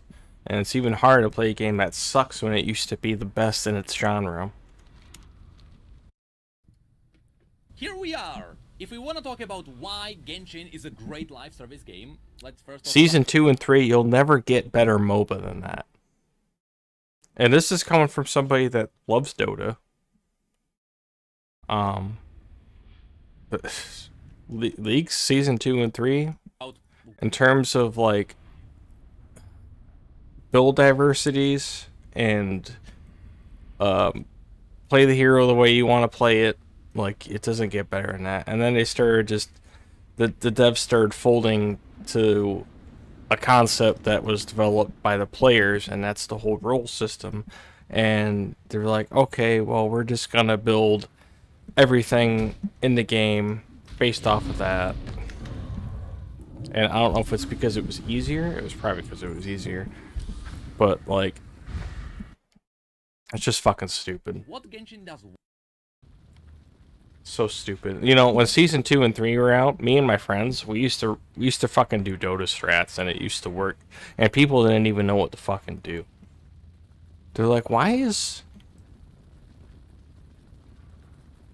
are they double support tri-lane bottom with a farming Poppy? What? What? Or a Jax? Or a Vayne? What? Why are they doing that? That's not meta. We're only supposed to have one support. We didn't do jungle at all. In fact, actually, supports would go in the jungle. And they would just farm jungle together and then come back out if things were getting heavy. And basically, the whole philosophy behind it, the same as Dota. The Kiri got solo XP, got uncontested farm, and all mid and top had to do was just break even. Or close to it. They didn't really have to do a whole lot. They could just get XP at that point.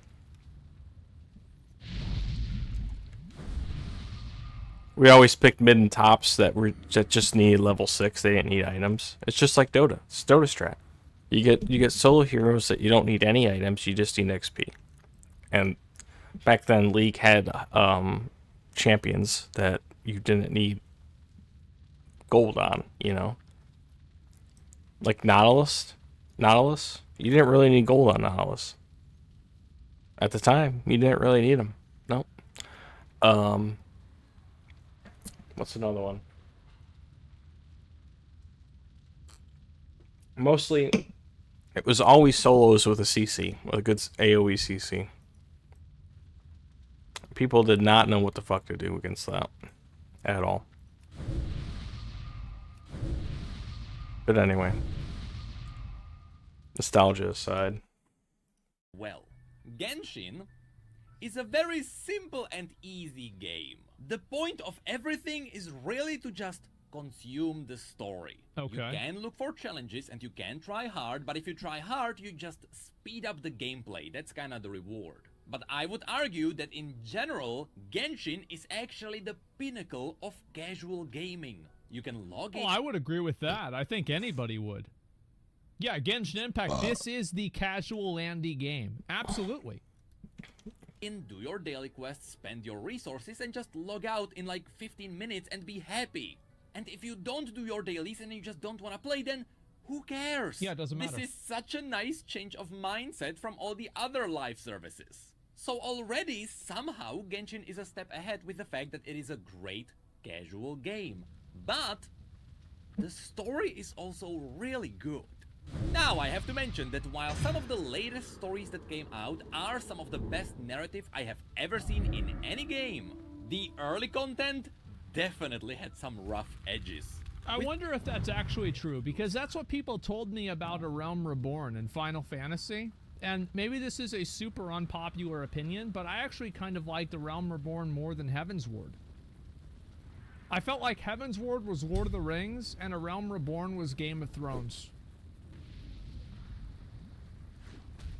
Without spoiling anything for all the people who have never played Genshin. You want to follow me? All right. The early patches would be bad. You're gonna regret it. The pacing was awful. There were times where you were doing taxes for 6 hours. That's what people told me about Final Fantasy, and that part was true. Absolutely. Got to the strong point in the story. Now the strong point was really good, but god damn, sometimes the story can drag a lot. But thankfully they learned from their past mistakes, and these days the stories are simply really good. And there is a good reason why Hoyoverse is focusing on good story first. Of course, in any video game, gameplay is king, and I can easily say that Genshin's combat is one of the best combat systems I have ever played. Well, that's impressive. Holy shit. Yeah, I think that's one of the big things, is making sure the combat is actually good and fun to play. Like, I don't know why, so this is especially true, man. It's so especially true with Western developers. The game looks amazing. The voice acting is really good. The cinematics are great. The menus look really nice. But the game plays like fucking garbage. What the fuck are you doing? How is it that everything is good except the gameplay? It drives me crazy. I'm just gonna go after When you then guardsmen's. slap a good story on top of it, suddenly you have a world that feels alive. Over the years, you can see how it is developing, and suddenly, with a good story behind the characters, you also start connecting with the characters. And keeping you engaged in this kind of stuff is really good for gacha games, because the more you like certain characters, the more likely you are to pull for them. So, in order to keep everyone hooked on the ever-developing world, Genshin gets a story update every month. Every month, there is a major patch that adds in... That is nuts, to keep up with that much content for that long. Oh my god. Once a month. Oh shit. I should have blanked. Oh, the tank's dead. It's 40 On days. top of that, you 6 weeks. usually Yeah, also that's get still an a lot. arc quest, which pushes the main story forward. But also, roughly every 3 to 4 months, there is also a new sub-region, which usually gives you a new chunk of land to explore, but it also gives you new mechanics that help you explore that area. See, I need to get in and play this game eventually, because, like, this is one of the things with Final Fantasy, is that one of the best things about playing new games is I can farm. I think I need to content start about using the new raid games. icons. And it's like, whenever Final Fantasy releases new content, I can't really farm it because I haven't finished the old content. Very soon. It's going to be very soon, guys. Very soon. Again, I don't want to spoil much, but yes, nearly every region has a new way of exploration. And then, of course, roughly every year, there is a whole new region.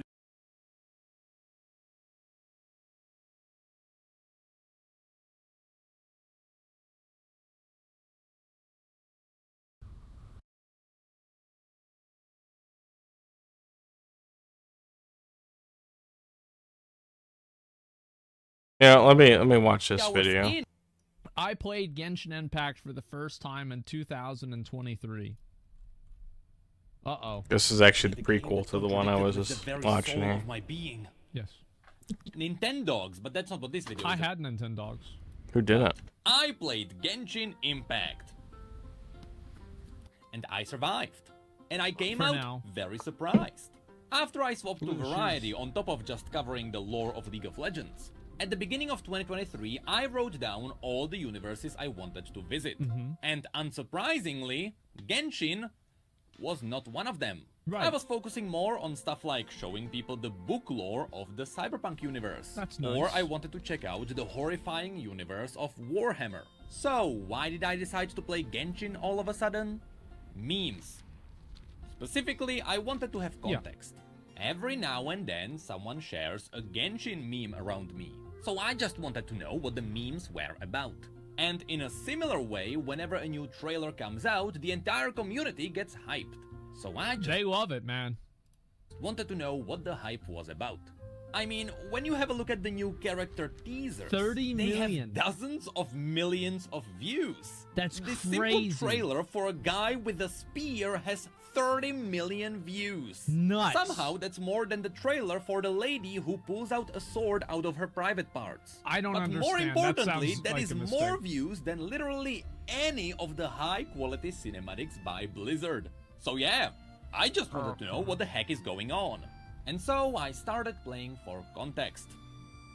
And I stuck around for the gameplay. What? And that is not something I expected. Okay. I genuinely expected to do one. You know, when I look at gameplay for Genshin Impact, I immediately think of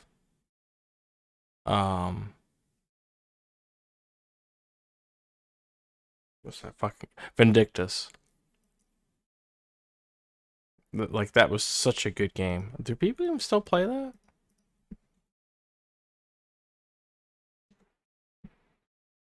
I remember when it first came out.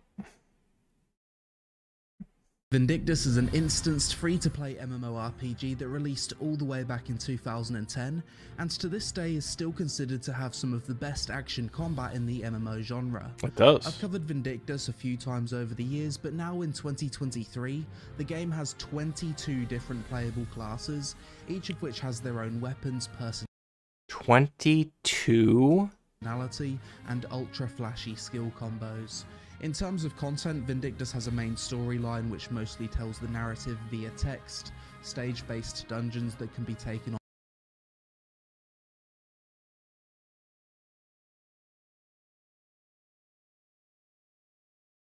Oh, fuck, I'm old, man.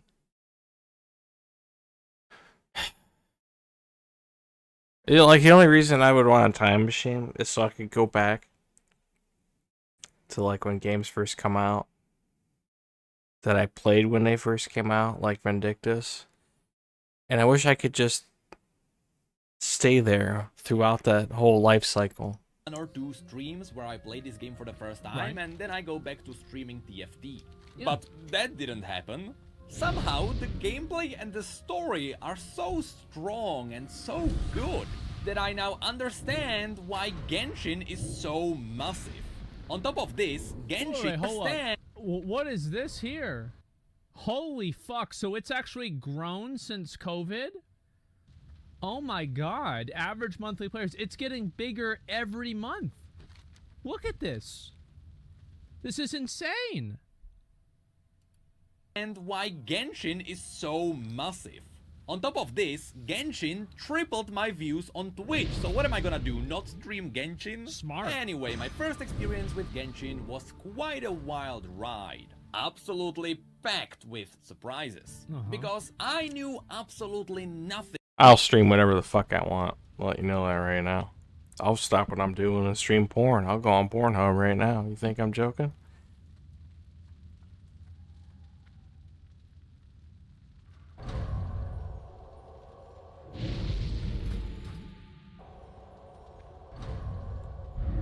Alright, we need to do this right this time. The guardsman needs to die first. Okay. How's everybody's durability? That's good. I'm happy for you. Alright, now we're gonna go ahead and, you know, I need to drink first.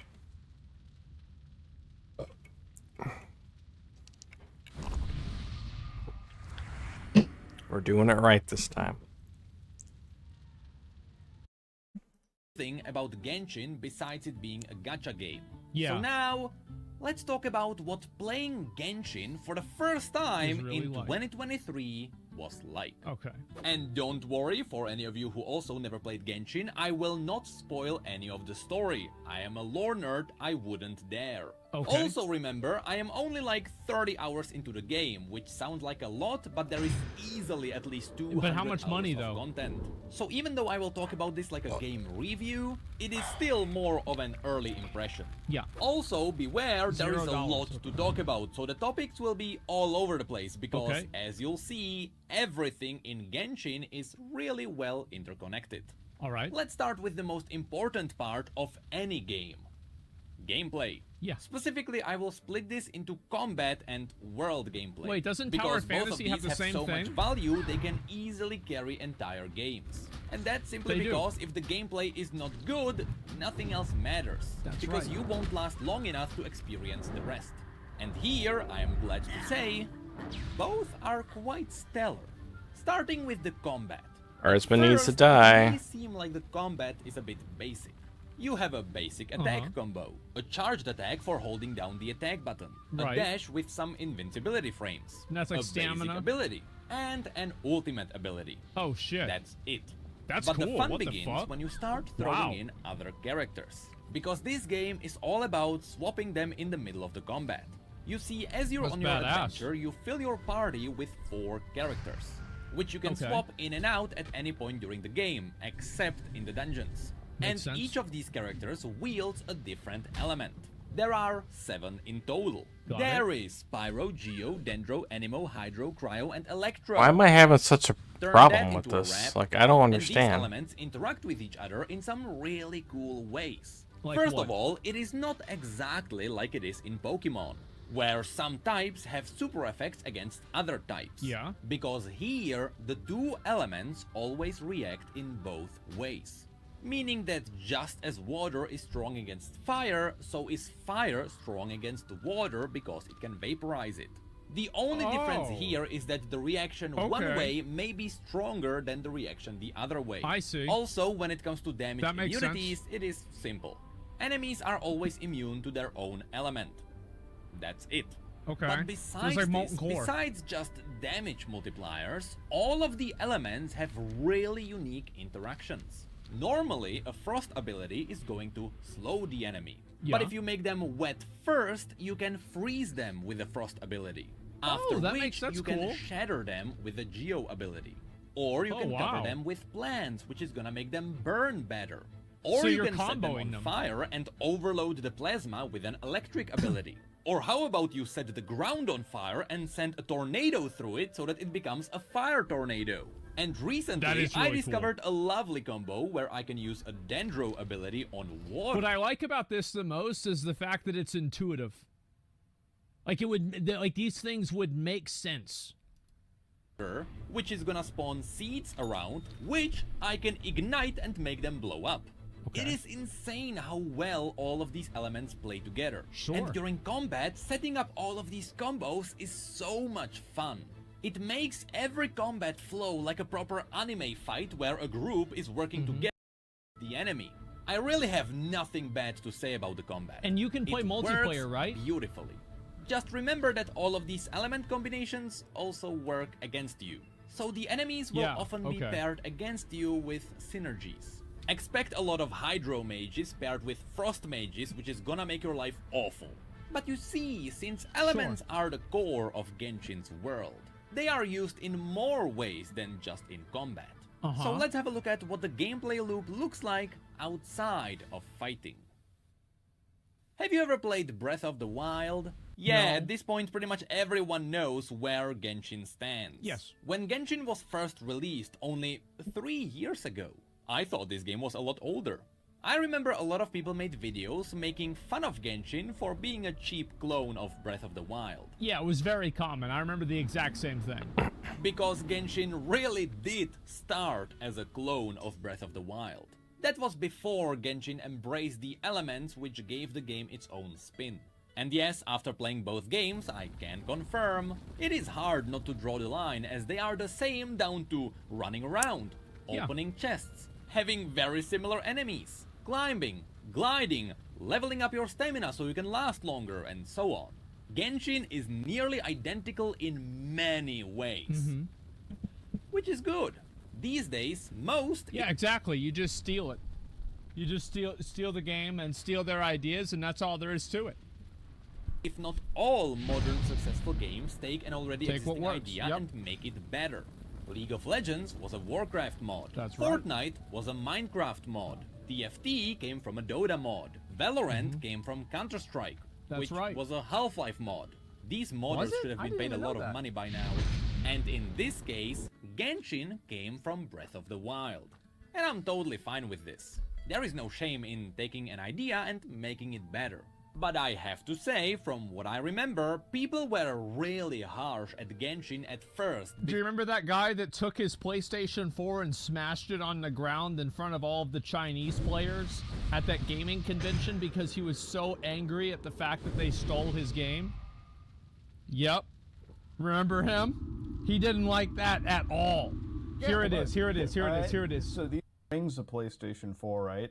To like the PlayStation 4 China Joy event, Yep, which is there where it they're is. showing these games like that. Yeah, can you stop fucking smashing? Anytime.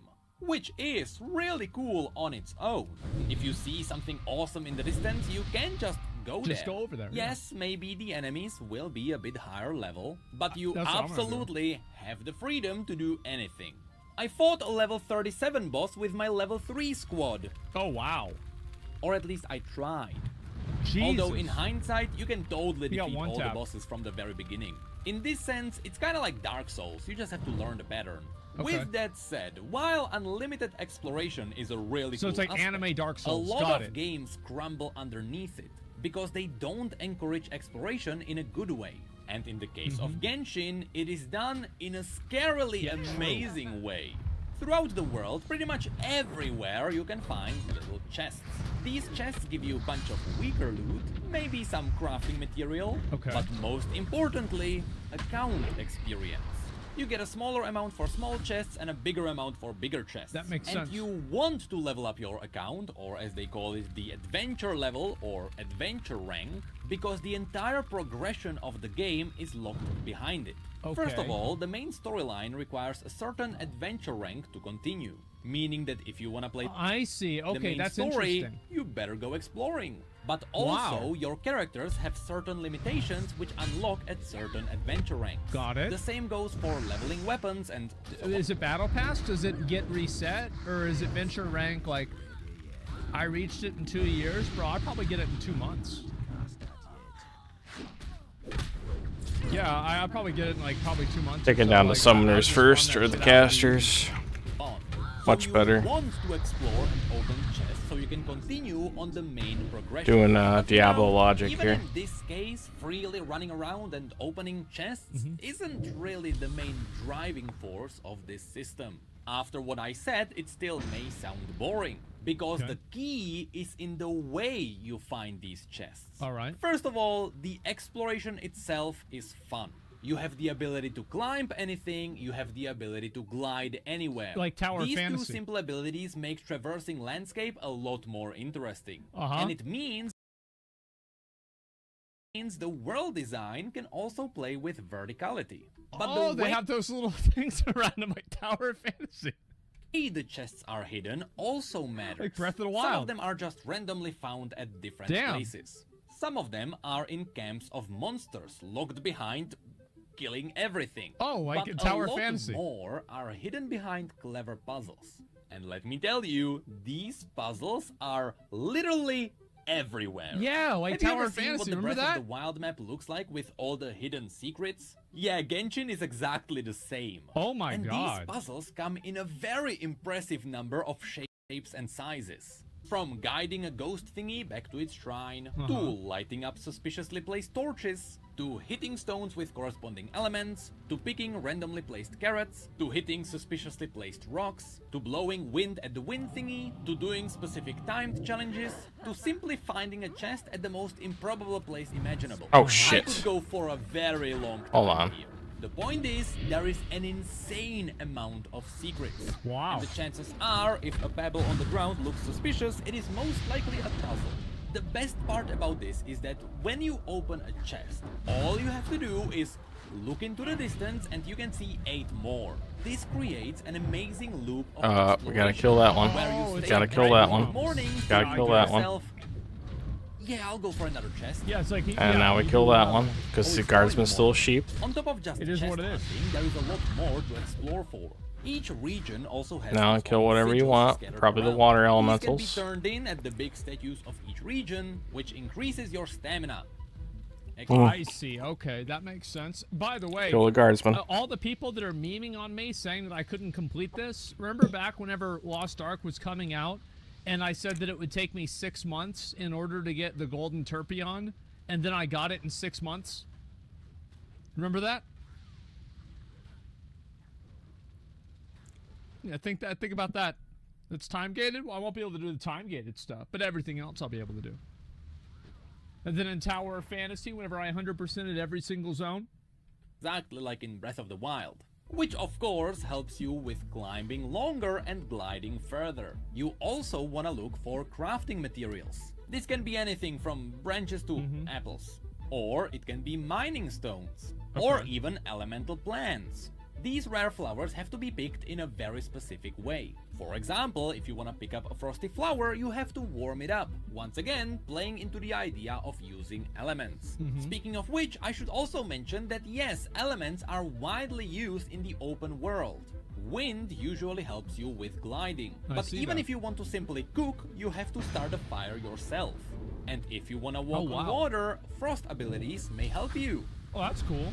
Or they can be pain in the ass. They have that in Tower and of the Fantasy. weather matters too. Good luck cooking if it is raining. But also, if it is raining, everyone is permanently wet. Oh. And you know what that means for electric users. You zap the Occasionally, shit you out might of them. also find yourself in the middle of a storm, where lightning is randomly hitting stuff around you, or directly you.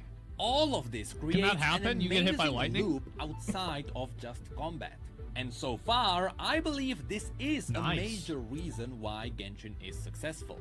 If you think about it, the reason why the hook is so good is because in a lot of ways, Genshin plays like a modern MMO. Even though the main idea of an MMO is the massive multiplayer part, these days most people play MMOs solo. They treat them like single-player RPGs, but they like the idea of a shared world. And this is the core of Genshin.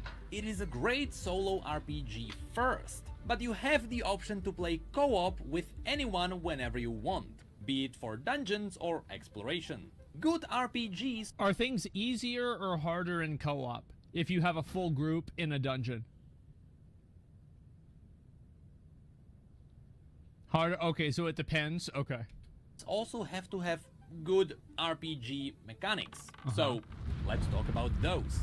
On top of your adventure rank, you also individually level up all your characters with special XP items, which you also find in all the chests, giving you yet another reason to explore the world.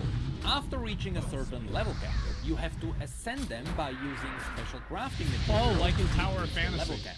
The brilliance in this is that the items used for the ascensions are different between all characters. Like and in the Tower of items Fantasy, themselves can be crafted at an alchemy table. And then, yeah, They because then whenever you click on it, it tells you the places that you Yep. can get it. Yeah, okay. I just got knocked into another. They No. come from dungeons and bosses. No, And then that's in some Stardust fucking Exchange, shit. That's the stuff that you can buy on the store, right? Is Stardust Exchange on the store? Or some sort of like vendor? It's some That's the same. Like that's like almost the same thing that happened to me on my Paladin run, except it was my bots. I let him get too far by the doorway, and it just pulled the whole other hallway. Oh my goodness.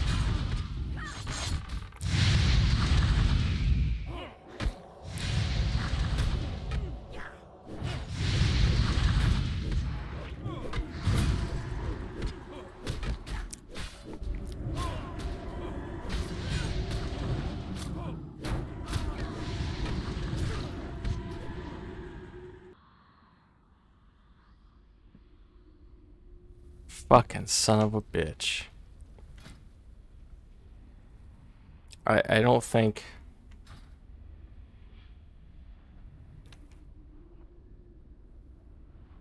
Yellow means I still have the stats from the item and everything. I don't not have the stats until it's broken, obviously. Okay. Items drop. You have to be so Which careful in dungeons you vanilla. always know what to farm. Which reminds me, we didn't even talk about the dungeons.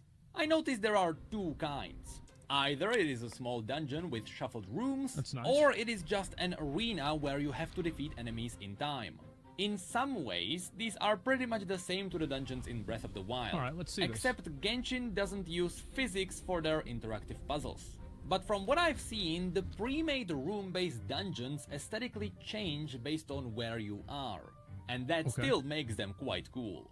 Also, this is where yet another cool system is added in. What's that? Based on your party composition, you also get special bonuses. If you have 2 members of the same element, they amplify each other. But if you have 4 members where each is a different element, that also gives you a different buff.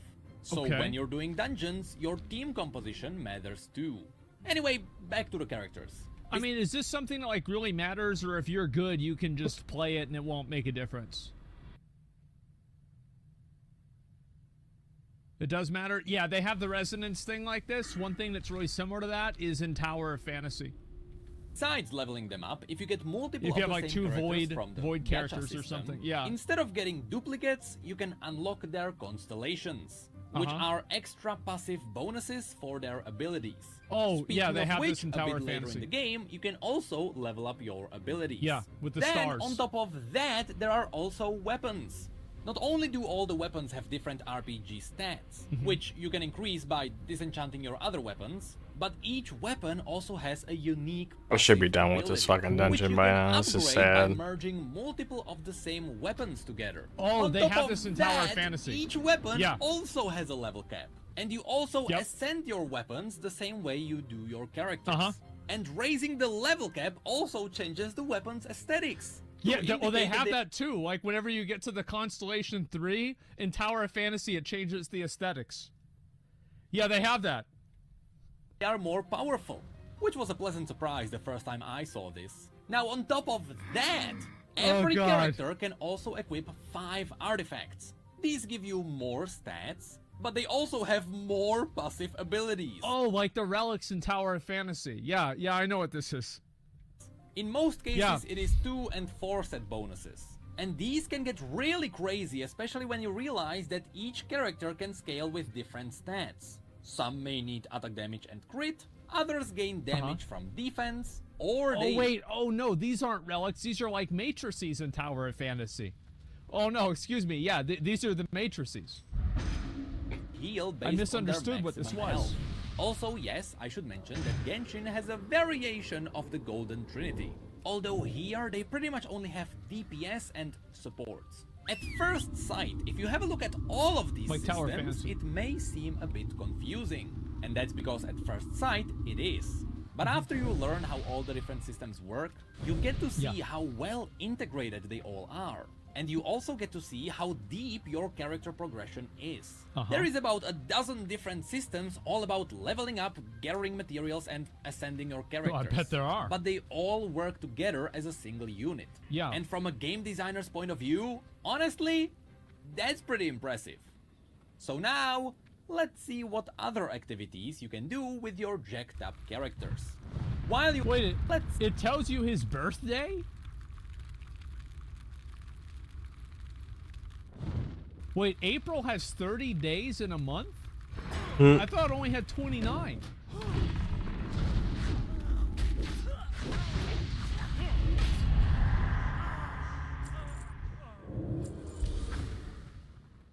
That's February? No, February has 27. See what other activities you can do with your jacked up characters. While you are out there exploring the world, which is the majority of the gameplay loop, you also get to do quests. Now, unless you are doing the big story quests, they are usually very simple. Let's just focus You go this somewhere, guy. you kill something, you go back. And really, it's because it all ties together with the entire exploration scheme. Because on your way to the quest, you're gonna open about 30 chests. But don't be fooled by the simple word quests. In reality, the entire list of activities is massive, and each kind of content is slightly different. There is no way I can talk about all of them individually. So besides just exploration, this is all the other Let's stuff take getting the game 2-shotted like that. At least One-shotted, stuff I actually. experienced. I don't even know what's in the end game. I'm pretty sure there's gonna be a lot more stuff as I level up. I think that a lot of people complain that Genshin doesn't have an end game. I've seen a lot of people unhappy about that. Anyway, there is daily commissions, city reputation commissions, boss tracking bounty quests, weekly quests, main quests, story quests, world quests, randomly spawned world quests, daily world quests, limited events, browser minigames, character progression quests, dating sim, apparently, I can't do it. adventure guide progression, battle pass, which actually has a lore and it got its own cinematic, mini dungeons, replayable boss fights, Spiral Abyss, which is a roguelike dungeon crawler sprinkled on top of Tower all of Fantasy this. has one of these. It's like Torghast. Yeah. But good. And I'm only like 30 hours in. I know there is a lot more. Apparently you can also catch wild animals, which I haven't seen yet. I also keep seeing pools of fish, but I haven't figured out how to fish. Not to mention that there is also player housing, which I haven't unlocked yet. I didn't and even know on top that. of that, they have their own entire playable card game. Just like Gwent in The Witcher. What the You can fuck? even just run around and talk to different random NPCs and they will give you random items. It is insane how much content there is. Wow. It feels like every other adventure rank you unlock a brand new system. But because it is slowly fed to you, you don't get overwhelmed. And also, the game gives you a daily limit so that you don't I'm burn going the out. wrong way. Oh, that's There are smart. these Like Tower moon of Fantasy. thingies which Yeah. replenish decently quickly over time. Not in the mood. So far, they don't really feel like a malicious design. Even though these days, with modern mobile games, it is pretty obvious it feels like a mobile game mechanic that makes you I could wait. cheat. You're right. I can do whatever I want. It's my server, Pay. but But it honestly doesn't Like feel Tower that way. Fantasy. The point is that the dungeons it's and the fucking world bosses stupid. I consume literally this got currency. one-shotted. I believe it is I was 40 per full boss health. and 20 per dungeon. So it acts like a limit to the bigger loot you can get. Oh with my the bigger gosh. loot being the material for leveling up. So Being it's a not mage like you're sucks. missing out on getting pulls for the gacha system. Overall, it doesn't feel too different to something like the heroic dungeon cooldowns from WoW. Overall, it is amazing how everything fits together so well. Especially how the quests lead I you suppose to it's not too excellent bad though, information. because What like also helps with the consumption is that all the main quests as well as all the story quests are fully narrated. I can turn these Brings us get a little bit of That XP actually is a huge W that they towards have my everything level narrated 60, you and know that's what's the end actually game what they're here. doing, you know? I get level 60. I'm still gonna have to do these dungeons for the gear. But again, no real spoilers, I will only talk about generic stuff. For someone who had no expectations at all, I came out pretty surprised. Wow. It is true that for some people the first impressions may be rough. And that's for two reasons. What's that? First of all, at the beginning you get introduced to Paimon, your companion who is going to stick with you for the entire journey. And you immediately realize she's not the sharpest tool in the shed. But that's by design. Your main character is silent. They don't speak in any of the major conversations. So Paimon has to be dumb so that everyone keeps explaining things to her, which is how the main character learns about everything. She is basically a conduit for the story. But that doesn't take away from the fact that How much are my times- repairs? I don't even want to finish the sentence. But the good thing is that over time it grows on you. And it gets saved when other characters get thrown in. So Okay. you get to listen to more people than just her. Speaking of which, let's quickly mention the voice acting. So, is it like one of those characters that's like really annoying to start with, and then as time goes on, people warm up to them? Okay. Like Navi, yeah. While a lot of people prefer the Japanese or the original Chinese voiceover, I am a humble European who enjoys an English dub with English Yeah, I'm not subs. listening And to let some me fucking tell you, foreign since language. Paimon is the first character we you get gotta meet, listen to it in American. It feels a little bit like a punch in the guts. However, it all very quickly turns around. And now I can safely say the English dub is definitely good enough to not stand in the way of the story. Okay. And a bit later on, the English dub can get amazing. But over time, you are definitely gonna find some characters whose voices you're gonna hate. Also, for some reason, literally every single person in my chat knew that the voice actor of Lisa is the same as Evelyn. I'm scared to learn how all of you learned about this. Again, I Well met. have to add that the voice acting starts a little bit lower, and then it gets better as you move away from Genshin 1.0. I don't know if you'd count that lower. Because count that as lower. Genshin Did you say something? Yes, dinner's done. Okay, it's on the table. Yes. has an amazing feature. Nobody knows how to pronounce the foreign names. Guiding us on how to run Liyue for the coming year.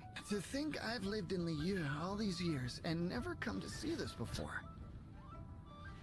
What did he say? I don't know what he said, but he did not say Liyue. Mondstadt is to freedom as Liyue is to contract. We'll call this square Liyue has a strong focus on business. for dot repairing.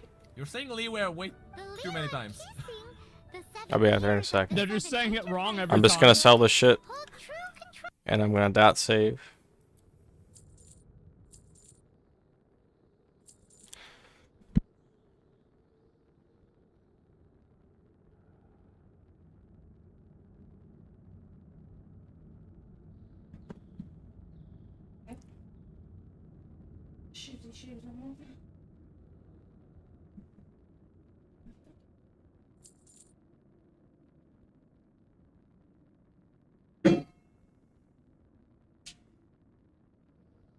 The fuck was that?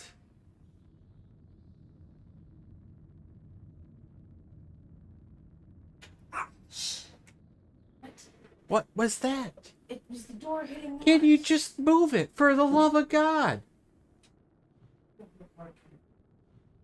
I did not know that it was gonna hit that. It's been there this whole time. You just move it with your foot. Get the fuck out of my... Get out of here. Pissing me off already. You're pissing me off. Go. Did not do anything. Go.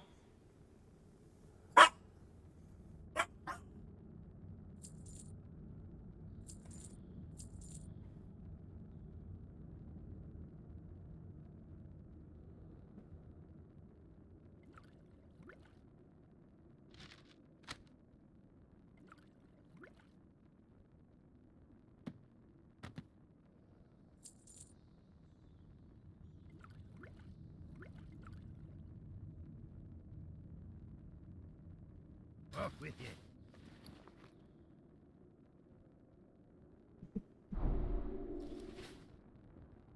Anyway. I gotta go eat dinner now. When I get back, if I come back. What time is it? Who knows? I might not even come back.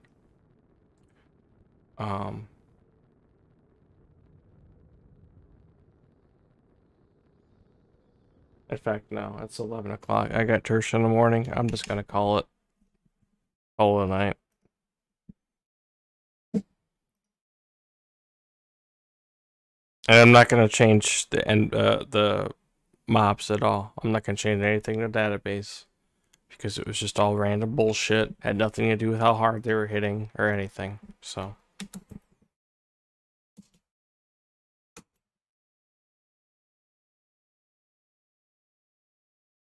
Anyway.